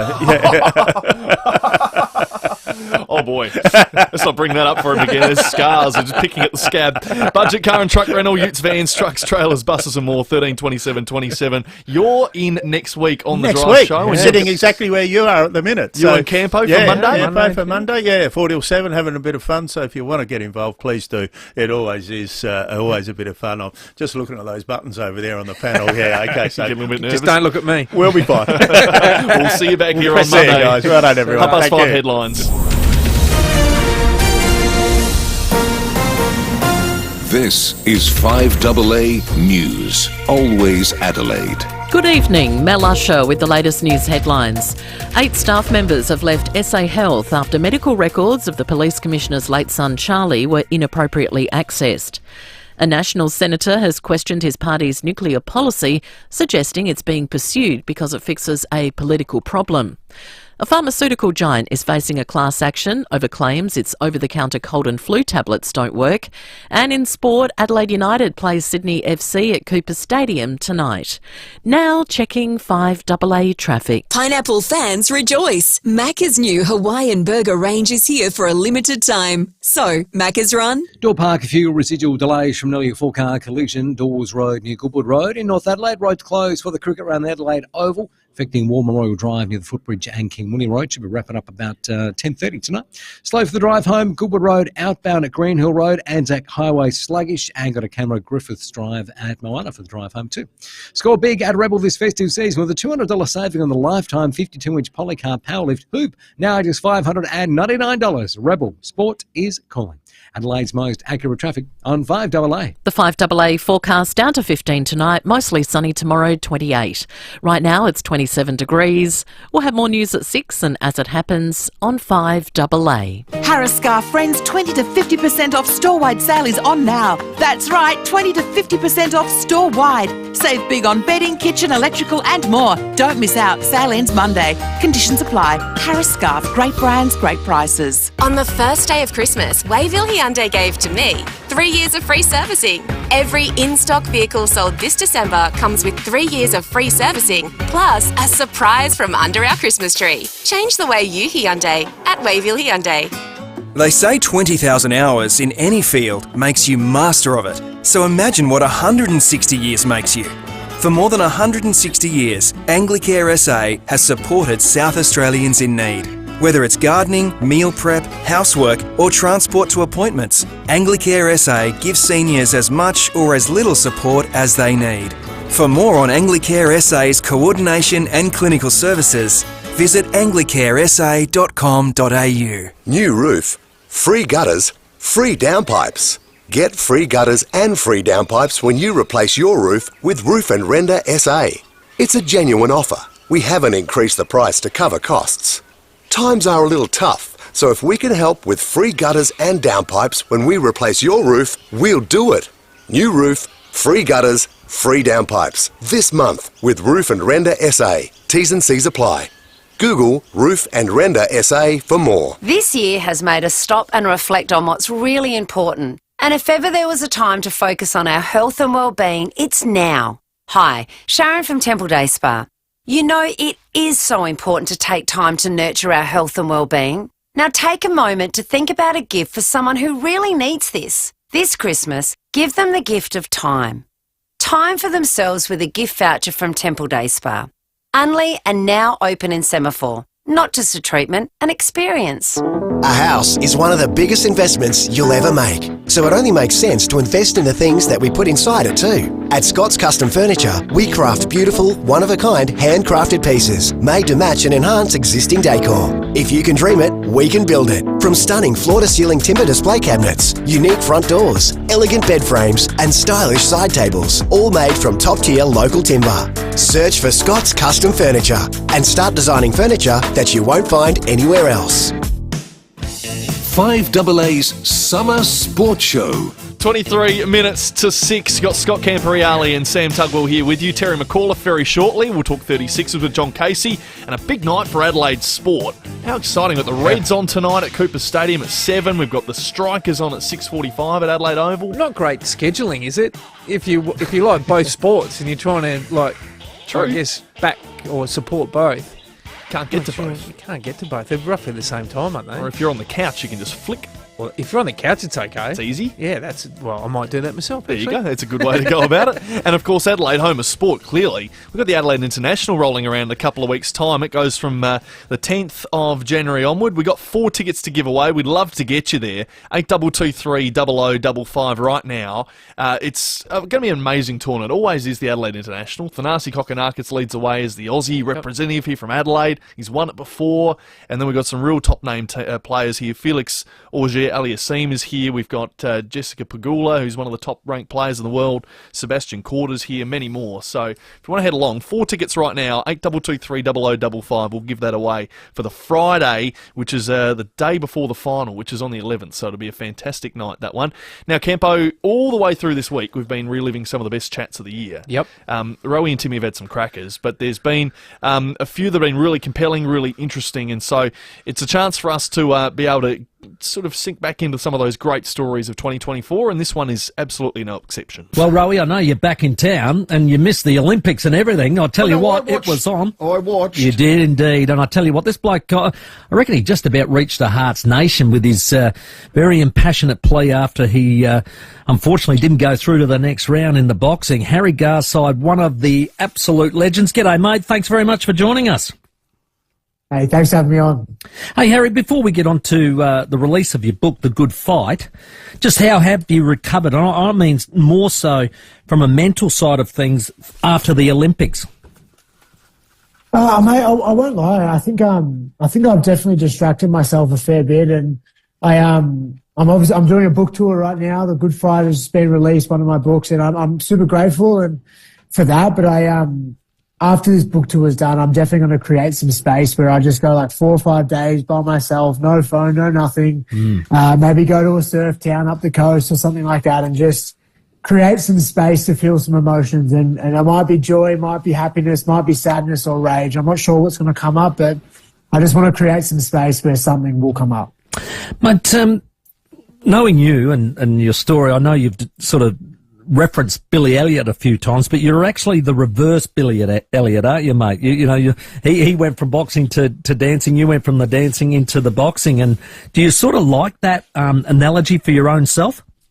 Yeah, it's interesting. I call myself a walking contradiction, and I truly believe that every human is that. We just don't create enough space to be that. And I have so many conflicting interests inside myself, and I think it's probably because of my parents. My mum being a left-wing sort of hippie, she speaks to dead people, she's a medium, and my dad being super right-wing conservative and old-fashioned and stoic. So I have like a weird identity crisis inside myself because of my parents. You more dad or mum? Oh, I thought I was dad growing up, but the older I get, I feel like I'm more my mum, so I feel like it's a great mix. Look, you won a medal in Tokyo. You didn't hear. I just want to say, Harry, you did us proud, mate. Whenever I see you fight, it's for the country, it's for yourself. You give it all. I thought you were stiff. The emotion that came out of that, you were saying you let down Australians. I'm an Australian. I love Australian fighters, and I love what you do, Harry. You didn't let me down. Forever that's worth to you, mate. No, I really appreciate that, and I definitely have felt that coming back home and just feeling the love from a whole number of Australians, and I'm forever grateful. We are so lucky to live in our country, and I feel like I'm getting a massive hug from Australia right now, so I'm forever grateful for that. And it's heartbreaking. I get it. 4 years of training, you're such a dedicated athlete, and then in one fight, in one bout, you're out. That's brutal. Yeah, that is. Yeah, it's a brutal industry, mate. But I think that also makes it so infectious. The fact that it is every 4 years, and you could get gastro a week before the Olympics, or you could have the best preparation, or something might happen at home, and you just got to still get in there and have a crack. So. Yeah, Harry, our own Callum Peters here from South Australia, he sort of suffered a similar fate. We thought he did really well, and we were thinking, he's going through, and it didn't happen for him either, and I could see the look on his face, very similar to yourself. Yeah, mate, he's an exceptional athlete, and I know that definitely won't be the end for Callum Peters. He's a massive talent, and he obviously come up with, I think he was the world champion at the time, the Kazakh, and he was unlucky there, mate. But as I said, that's a massive future for Callum Peters, and whatever direction he walks in, he's going to be really, really good. Name to watch out for. I mean, we've grabbed hold of your book. I haven't been able to read it all the way through. What I have done is have a look at some of the chapters. Embracing the uncomfortable. Can you give us an example of what is your uncomfortable?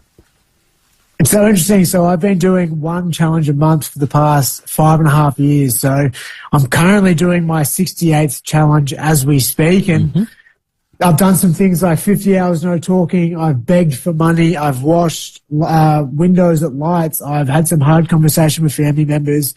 This week I am living under the poverty line. I'm living off $250 for the week. And that's $35 a day. And yesterday, after my first day, I was down $8. I was in a deficit. I spent $43 for the day. And the cost of living crisis right now is wild. And I'm just trying my best to sort of see what some Australians are going through right now. And it's been a tough couple of days, man. I can't imagine living like this all the time. That is deep, Harry. That is commitment. Give us a couple more of those examples. I like you, Harry. Some are fun. So some are fun. So I've done like karaoke and an improv class or starting ballet.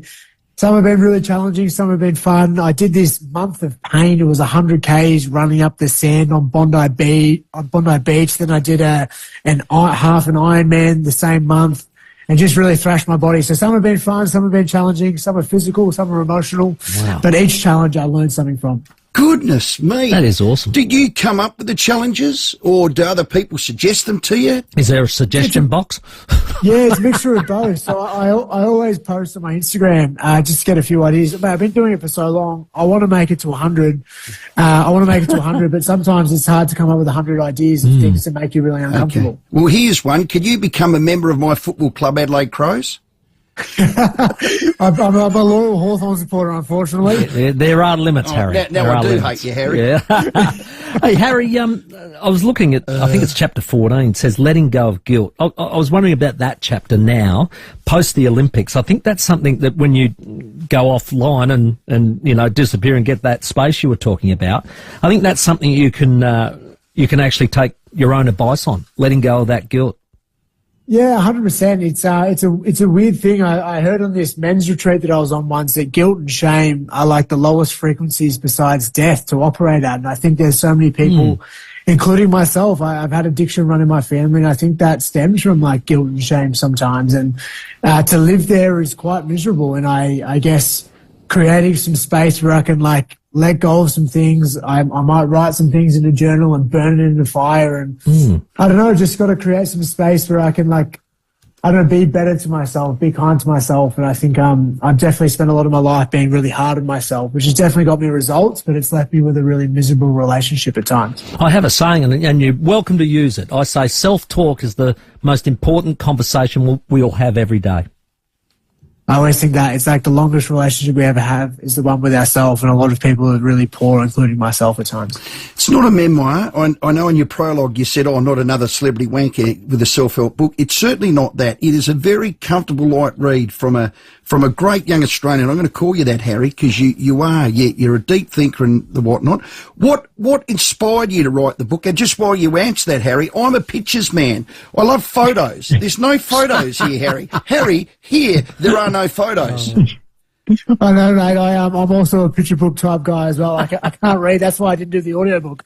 But yeah, the inspiration behind starting the book, mate, I'm just like a super curious man who's just trying to find himself in this world, right? And I think my brain is a storm, my mind is a storm, and to I guess speak or write down my thoughts and then create it into a book, I'm really grateful. But it's just the more I talk to people, the more that I realize that we all connect on something, it might be one thing, it might be 10 things, but we all, if we tell our story, we all can relate to each other in some weird way. And I love that about being human. When are you going pro? You're only young. What next?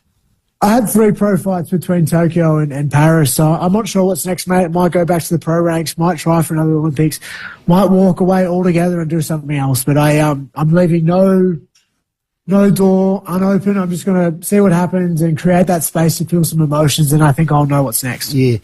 Are you a goal setter, Harry? You sound deep. You're deep. You're deeper than I thought you'd be. You are deep. Yeah, I'm a bit too deep, mate. My family hate me for it, but that's okay. I call it mental masturbation. I don't know if I can say that online, but I'm going to anyway. I just love to just think about wild things, and I love that. But I'm 100% a goal setter, and I'm 100% a deep thinker. Your best is yet to come, son. You know that, don't you? Yeah, I must admit, mate, my mind is a storm, and it's a beautiful thing. It's definitely created the life that I love, but it definitely does. At times, it feels manic, and it gets the better of me sometimes. So, I don't know, I'm just going to be kind and good to myself and stay true to my word. I think that's really important for me. Yeah. Harry Garside, it's a new book. It's out. It's a Simon and Schuster publication. It is called The Good Fight. It's in good bookstores now, online. As I said before, it is a very comfortable, light read. Great for Father's Day, which I think is this Sunday. Correct. I've just come back.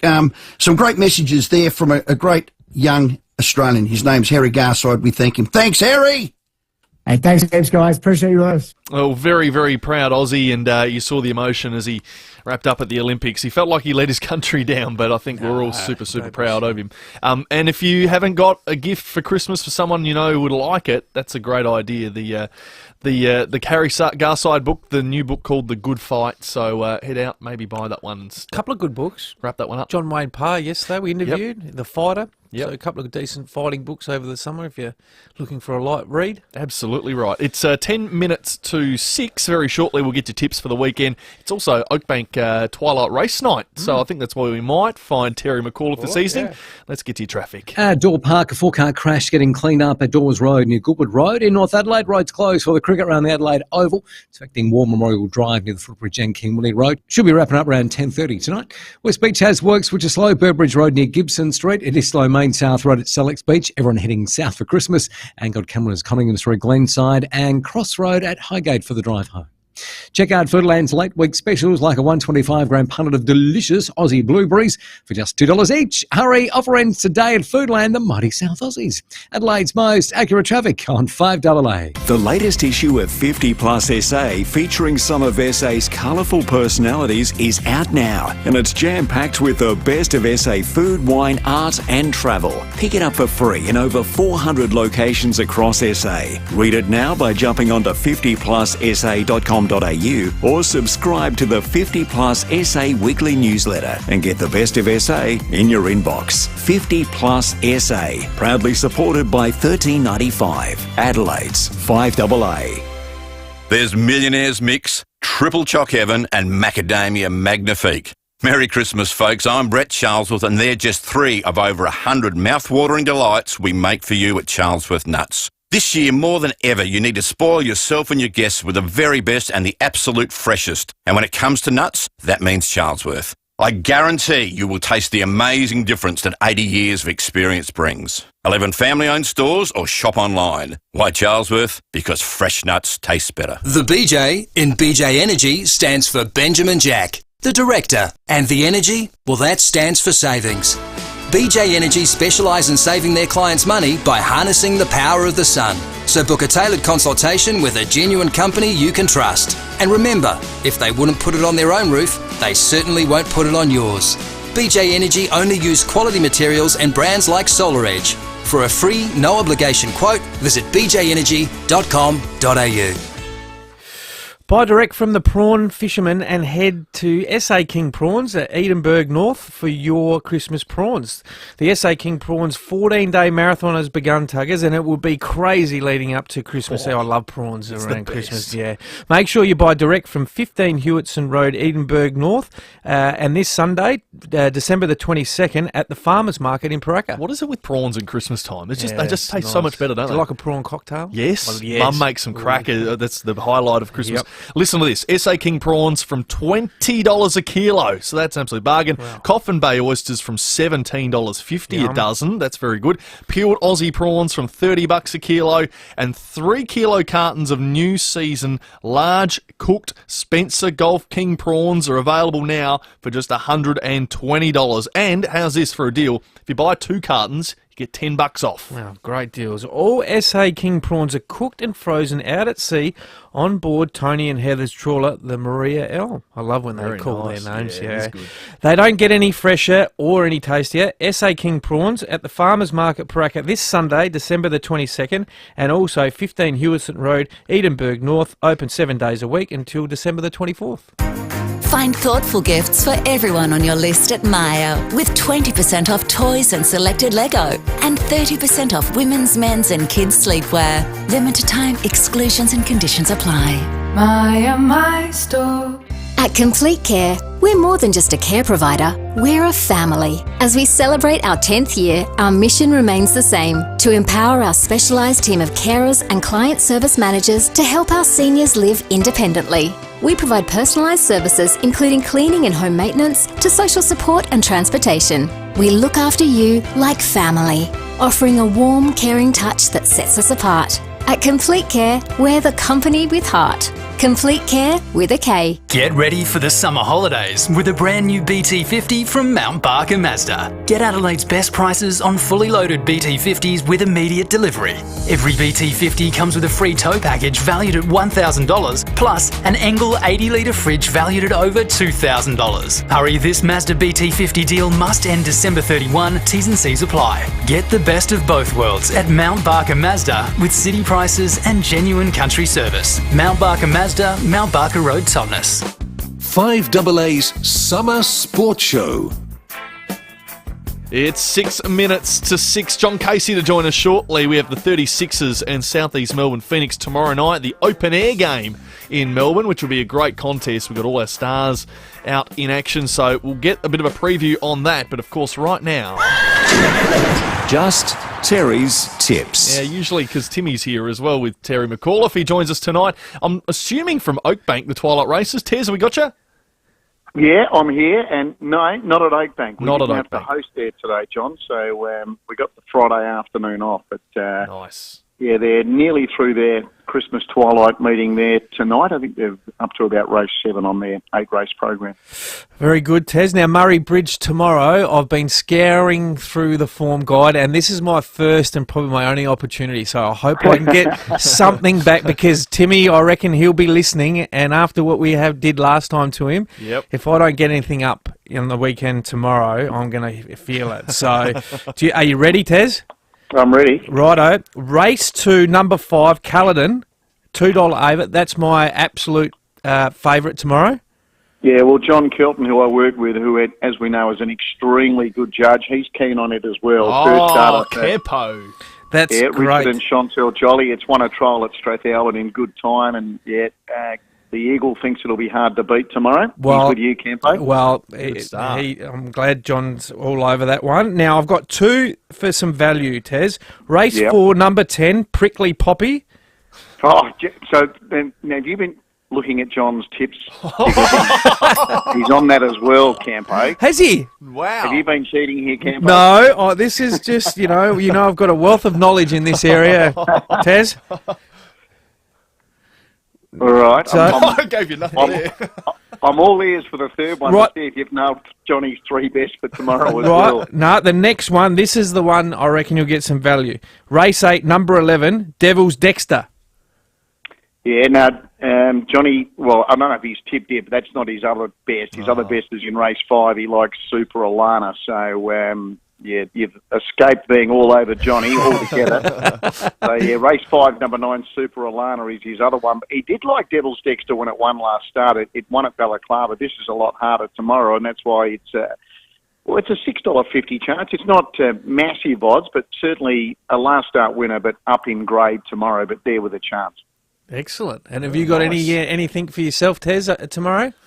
I thought the best on the program was in race 1. This horse is going really well for Chris Beek. Overstrike, it's going to run favourite. So it last start ran at Ballarat, actually at Ballarat on Ballarat Cup Day, ran really well there, running second its previous start in Adelaide. So I thought it was the best on the program. And I did hear Phillips Stokes on the radio this morning, and he threw out a tip for one of their runners in race 6 tomorrow at a bit of value. Number 6, Brazen Kingdom. He said they are very, very keen. It will be running top 3 tomorrow. It's about $9. So I'm happy to back in Phillips Stokes.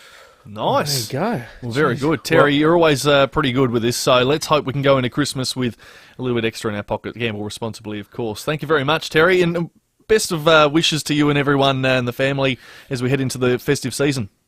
Yeah, and same to you guys as well. Campo, I know I'm catching up with you, I think maybe New Year's Eve, so looking forward to bringing in 2025 with you, buddy. Look forward to it, Tez. Oh, look at you two best buddies. Thank you, Terry. We'll, I'm sure, hear many more of Terry's tips throughout the summer ahead. So great to have him on board again in 2024. He does an excellent job.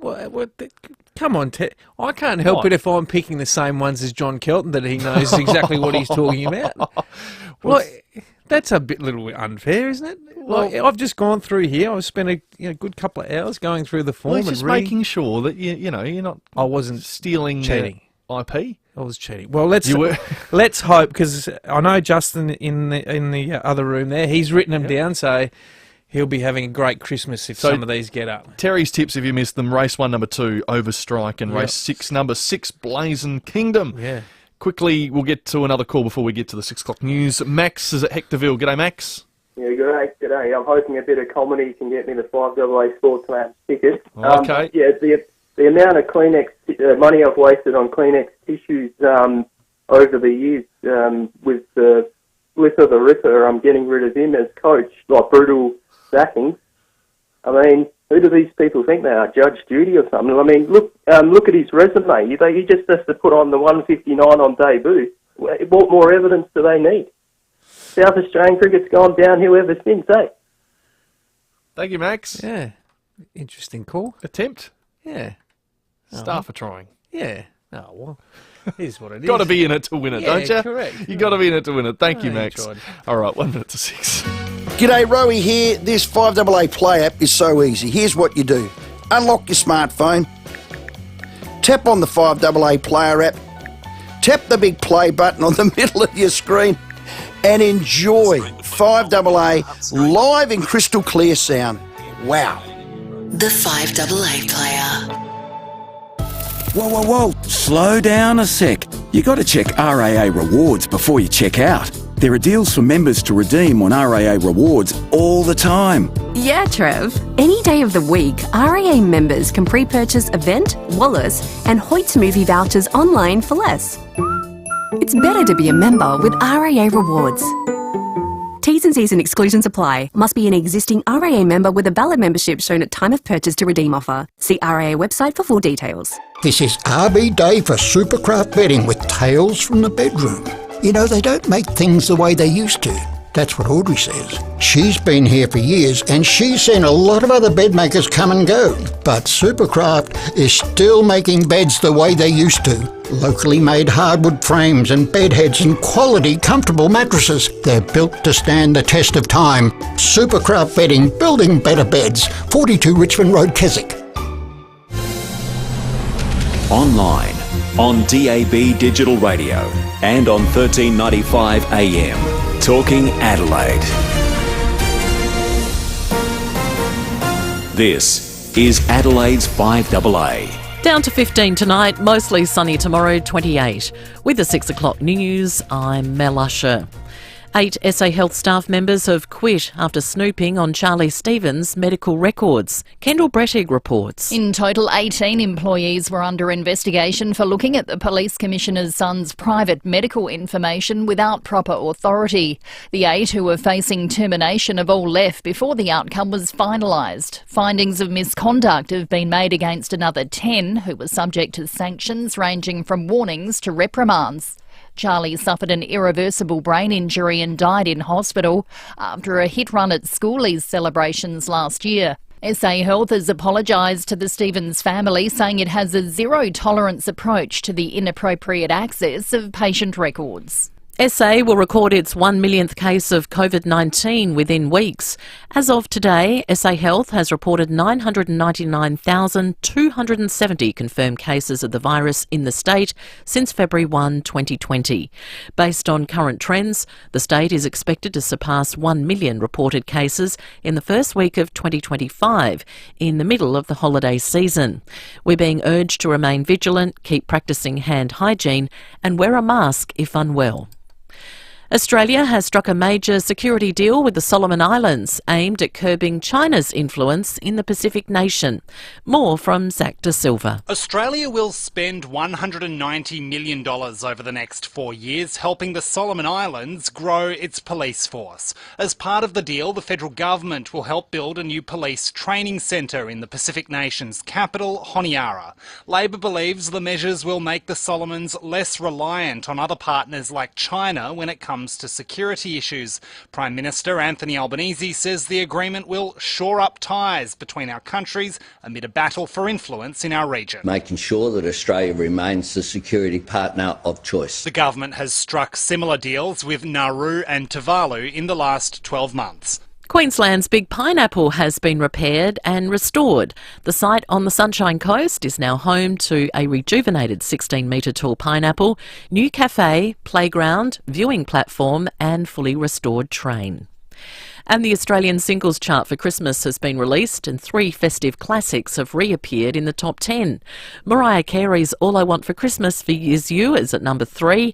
Number 7 is Wham's Last Christmas.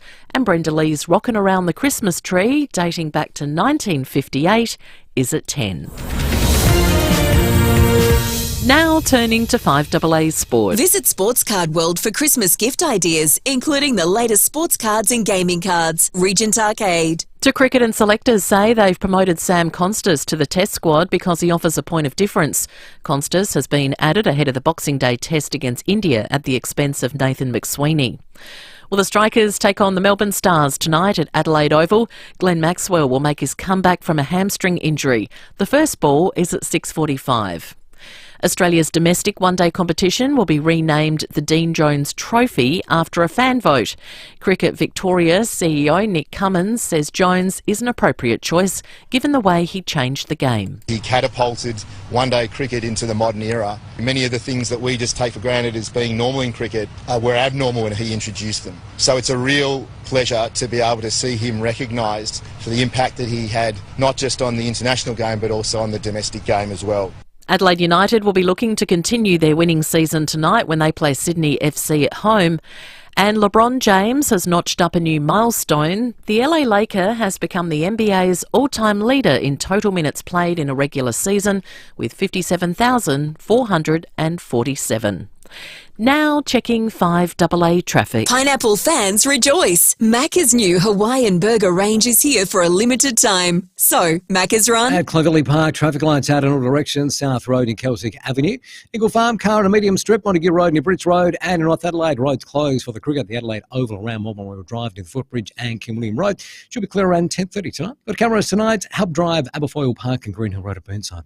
Play for $1.3 billion in the USA Mega Lotto and get more zeros in your life. The world's biggest lotteries are at the Lottery Office. Play now at lotteryoffice.com.au. Adelaide's most accurate traffic on 5AA. The 5AA forecast down to 15 tonight, mostly sunny tomorrow 28, Sunday partly cloudy 25, Monday partly cloudy 24.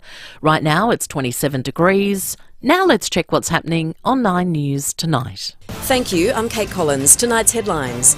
A Mawson Lakes father's faced court accused of assaulting his baby. 8 staff have quit SA Health, court accessing Charlie Stevens' file. Bail's granted for one of the parents accused of faking their son's cancer, and a Port Noarlunga coastal boardwalk's open to the public. And don't worry, you haven't missed the news. You can start over on 9 Now as soon as you're home. At Hutt Street Centre, there's always room at our table, especially at this time of the year. Christmas can be the most difficult time for someone experiencing homelessness, but you can change that by sponsoring a seat. When you sponsor a seat at our table, you bring someone the joy of community, the warmth of a holiday meal, and the feeling of belonging. This Christmas, help us ensure there's a place at our table for everyone who needs it. Donate to Hutt Street Centre. Visit huttstreetcentre.org.au. $20,000. Want to win it? Here's how. Edwardstown Mazda's incredible 2024 plate clearance sale is heating up.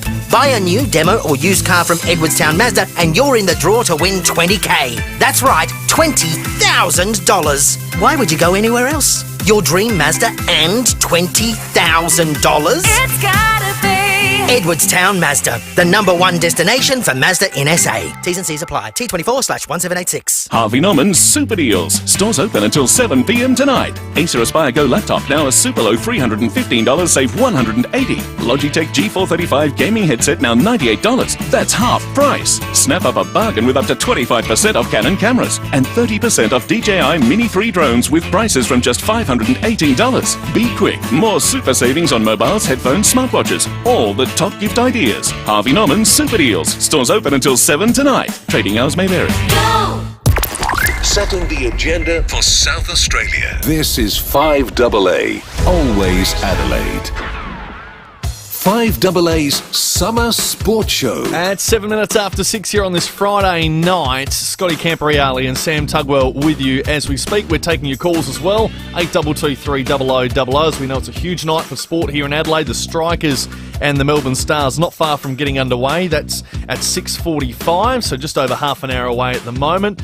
So we'll have the toss in about 7 minutes, so we'll be able to bring that to you shortly from Adelaide Oval. And the Reds, Ben Falami's back. He's in the starting lineup for tonight's game against Sydney FC, which kicks off at 7:05 at Coopers Stadium as well. So lots happening around Adelaide, but tomorrow night our eyes will be focused on John Cain Arena, what they Campo, for the 36ers up against the South East Melbourne Phoenix, and it's the open air game, so it's always a nice delight when the NBL are able to bring these in at the end of the toward the back end of the year, and we have no better to talk about it. John Casey, NBL commentator, and follows the 36ers very closely. Case, thanks for your time. No problems at all. Hi, Sam. Hi, Campo, and Merry Christmas to you and all your listeners. It's always a great occasion, the open air game, isn't it? Oh, it's fantastic. If you get a perfect night for it, it's just spectacular to be at and to actually see. I believe they're having fireworks post-game as well. But I'd recommend it to any of your listeners who have never been to an open-air game, whether they do it in Melbourne or now Perth does that as well. It's certainly a different environment, but certainly spectacular and well worth seeing. Put it on our bucket list. Yeah, in case we interviewed Mike Wells yesterday, we had a bit of a chat to him about that, and he said, well, we grew up playing in the open air, so it shouldn't be that big of a change. No, that's right. I mean, I grew up playing on some very rickety asphalt courts in Broken Hill at the local YMCA and have lost a lot of skin to prove that I was actually there as well. Open air, the lights weren't the best, but you did what you could, and it's the same for both teams, so just suck it up and get on with the job. Now, we spoke to Mike and we said that the Phoenix are a bit revitalised under their new coach in Josh King, so they expect something a little bit different from last time they played them.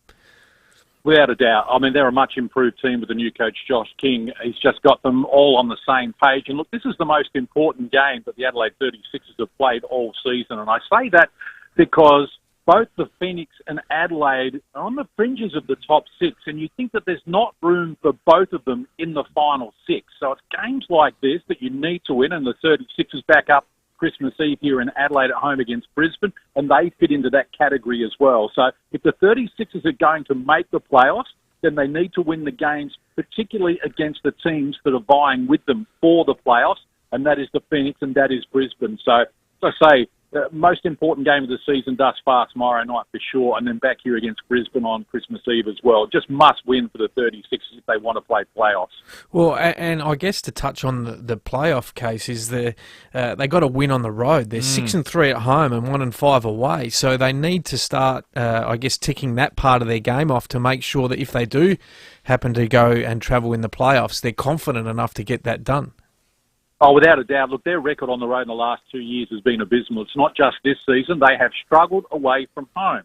And Mike Wells has addressed that and is aware of it, but just hasn't been able to seem to be able to find the solution to it just yet. And obviously it is hard to win on the road, but it's games like these against the Phoenix, who are a work in progress, that you can get on a roll if you can get a win. I mean, I know, Campo, with your background, that a lot of teams talk about it's great for bonding and getting on the road and getting away from distractions and family and so forth. Yep. But whatever it takes, they need to find it, because you're right, once they get to the playoffs, you need to win on the road. In the first two playing games, if you're on the road, then it's, a sudden death. So you'd like to get them some experience and some, I guess, success on the road that they can build on for the rest of the season. So where are the 36ers vulnerable against the Phoenix? Look, definitely the defensive end. It's a work in progress, and they still haven't addressed it. And they're without Sunday Betch, their best defender. And, of course, the captain, DJ Vasiljevic, is still out at the moment. And what we've found is that with their defensive frailties, everyone tries to guard their man. So there's no help deep. No one's brave enough to leave their direct opponent in case he gets the ball and scores, and then, it falls back on the individual. Whereas you see the good teams, they guard their own man, but they guard the space around him a little bit better as well to help when they're needed by their teammates. If they need some help, if they're getting beaten on it by an offensive player, you can step across and make it uncomfortable for him, or at least put a hand in the lane, or just try and distract him a little bit. And Adelaide, because they're so focused at the defensive end on doing their own individual job, their team defence lacks a little, and that is an area that they need to improve on because, look, Adelaide can put up the score, as we know. I mean, Kendrick Davis has been outstanding and is right in the MVP conversation at the moment, lighting it up from long range. And with Montrezl Harrell there, and the big man Isaac Humphries in the middle, they've got an inside presence that a lot of teams don't have. Now, without DJ Vasiljevic, outside shooting is going to fall to others, and they need to pick that up a little bit. But certainly the defensive end, but it doesn't matter how many points you score. If your opponent's got more, you lose. And that's what they need to do. And that's what the Tasmania Jack Jumpers have done well with their problems, is that they've always been good at the defensive end. They restrict opposition teams to a manageable score. Now, they don't win every game, but they're in every game because they restrict what you can do. So if Adelaide can't restrict teams, it puts so much pressure on their offence, and it can go south pretty quickly. So that's definitely the area they need to work on. Yeah, and I guess to back that up, Case, Mike was saying, we try and limit teams to 20 points a quarter yesterday, so that's probably a bit of a KPI for them. But there's one ex-36er that's caused a little bit of issues for him, and did last year. He had 73 points in 2 matches against the Sixers last year, Matt Sobey, so he's one that they're really going to have to try and quiet. Yeah, and he's in good form at the moment as well. Very much a confidence player, and we loved him when he was playing here in Adelaide. But he can hurt you in so many different ways because he's so athletic, shoots the ball well, but he's athletic and get to the rim. And sometimes you do need 2 defenders to contain him, and that's where he generates a lot of opportunities for the Phoenix because he'll draw a couple of defenders and he can find the open man. He's a good passer, he's a smart player, he's athletic, he's quick, he shoots the ball well. I'm sorry to see him leave Adelaide. I wish he was back here now. Yeah, I agree. I think he's one of those great players you'd love to have still on your side. But we're lucky we've got some great stars. You talked about how untouchable Kendrick Davis has been. He's been breaking records recently. I think he's the first player since 2002 to have, through 3 games, 30 or more points and 9 or more assists in 3 straight games. So he's been electric. But Montrezl Harrell, is he the best game changer in the country or the league right now, would you reckon, John? He's very close to it, Sam, without a doubt. And just on to Kendrick Davis, as you mentioned, setting records. Look, a first-year import hasn't done what he's done probably ever in the NBL in terms of his numbers.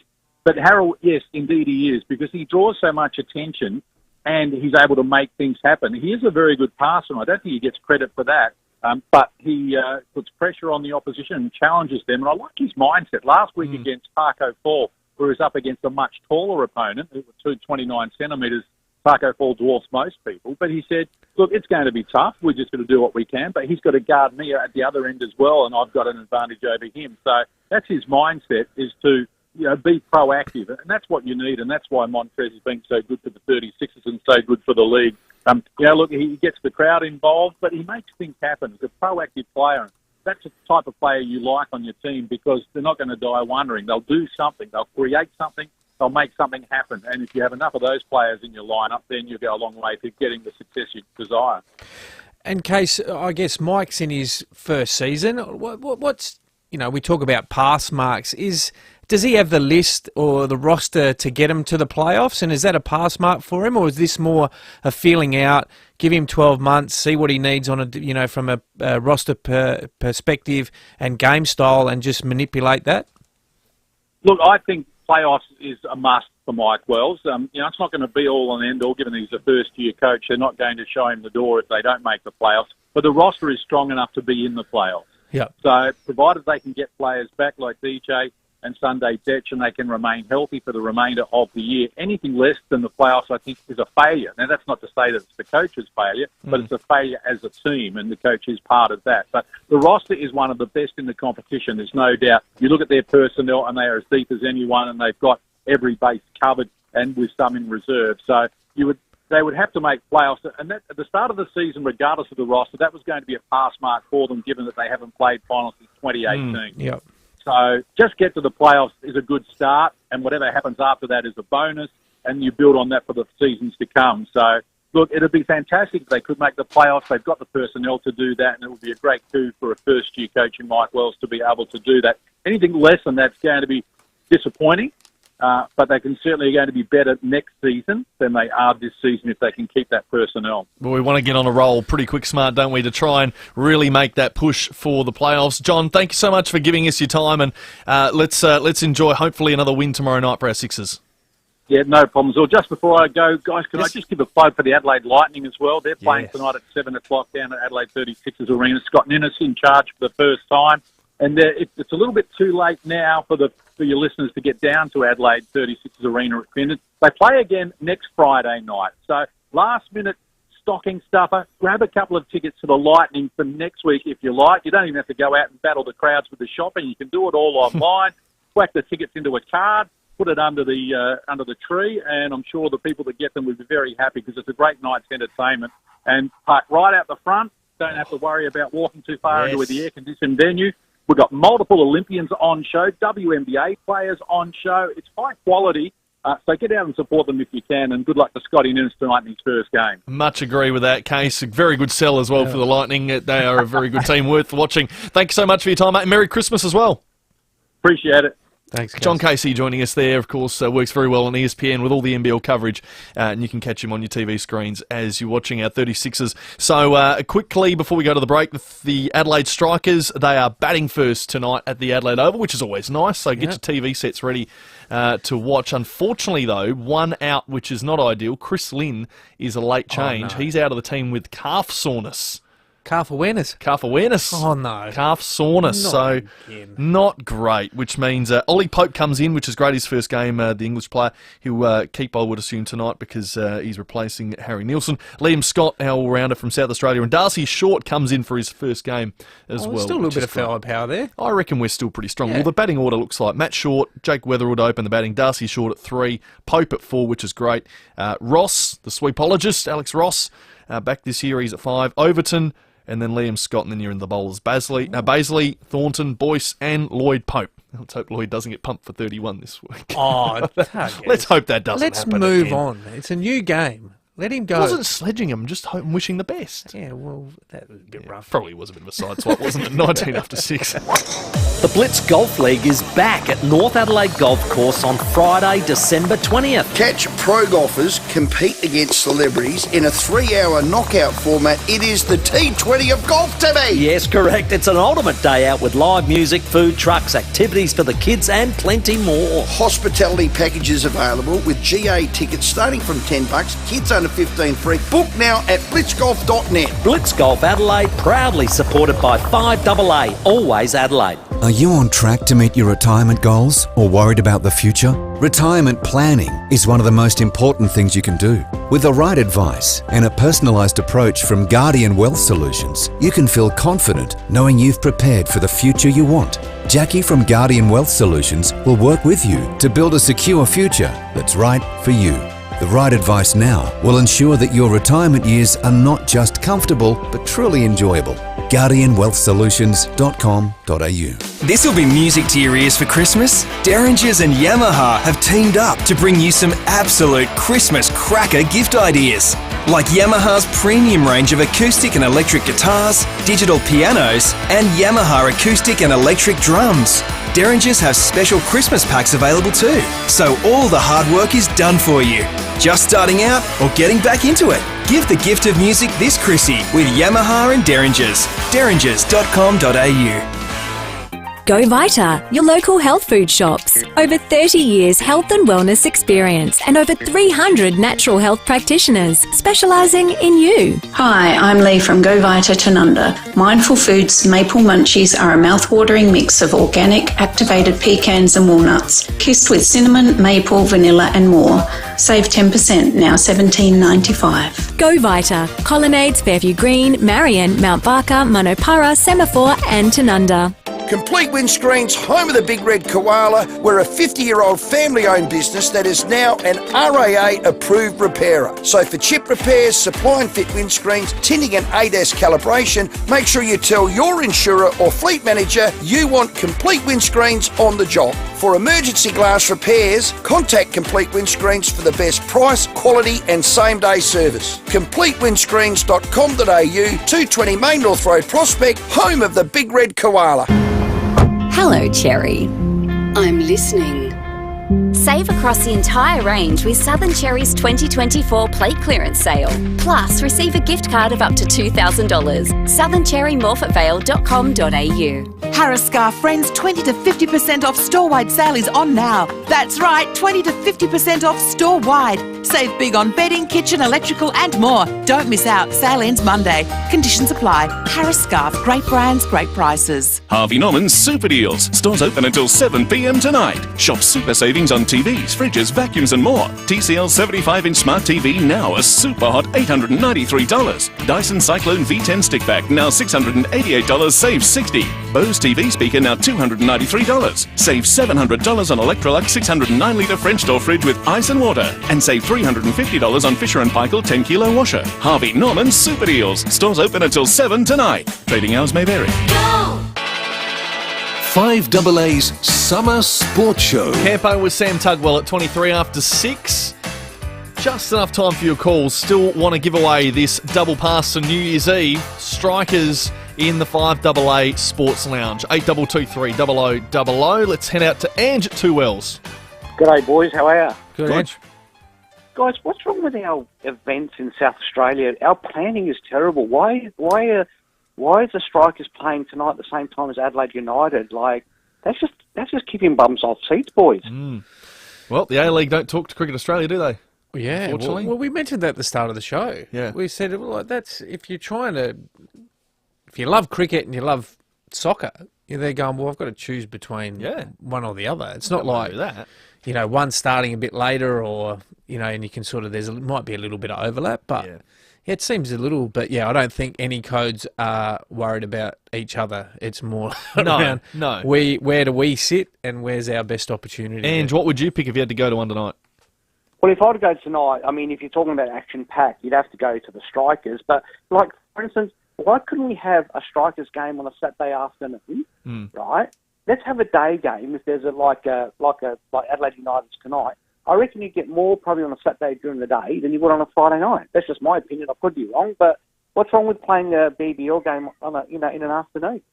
Yep, good thought, Ange. I don't know if I think maybe Big Bash like day I was game. going to say, is it a bit? I think from a broadcast point of view, a night game is better than a day game from a BBL perspective, wouldn't it? Absolutely. Well, Channel 7 and Fox, no one's sitting there watching the cricket at 1 o'clock in the afternoon on Saturday, are they? As opposed when they're out and about doing stuff, it's Christmas time, so people are probably shopping last minute or seeing family, as opposed to going to the cricket for one or sitting there and watching on TV when you could have it at night, which is what everyone's now accustomed to. There's always a Big Bash game on once you're home from work or once you're home from your busy schedule in the day, 7 o'clock, switch it on, there's bang. two, isn't there? Sometimes there's two. Yep. Yeah. Yep. So that's what the Big Bash are built on. But good thought, Ange. Ideally, I think if Adelaide government, South Australia, were actually planning, hey, this is when we want our fixtures, they wouldn't have lined this up. But that's not how it works. Well, thank goodness the 36ers are not playing. But the Lightning are playing now as They well. are tonight too. So there's three on at the same time. So you'd hate to not ideal. Want to go to multiple. No. Okay, so we're just about at the end of the show. We do need to give away, though, one more double pass to New Year's Eve at the Strikers Sports Lounge.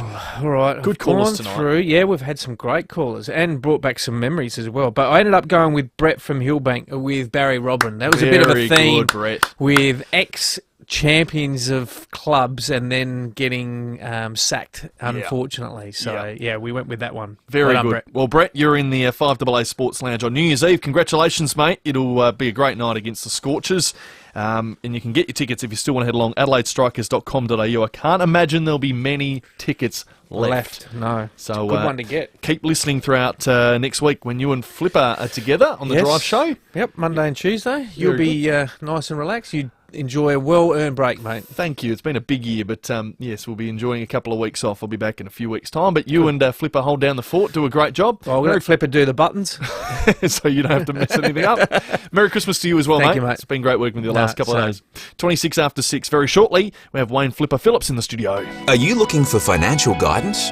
Are you dealing with a change in your circumstances? Looking to grow your wealth or managing an inheritance? Are you RCR ready?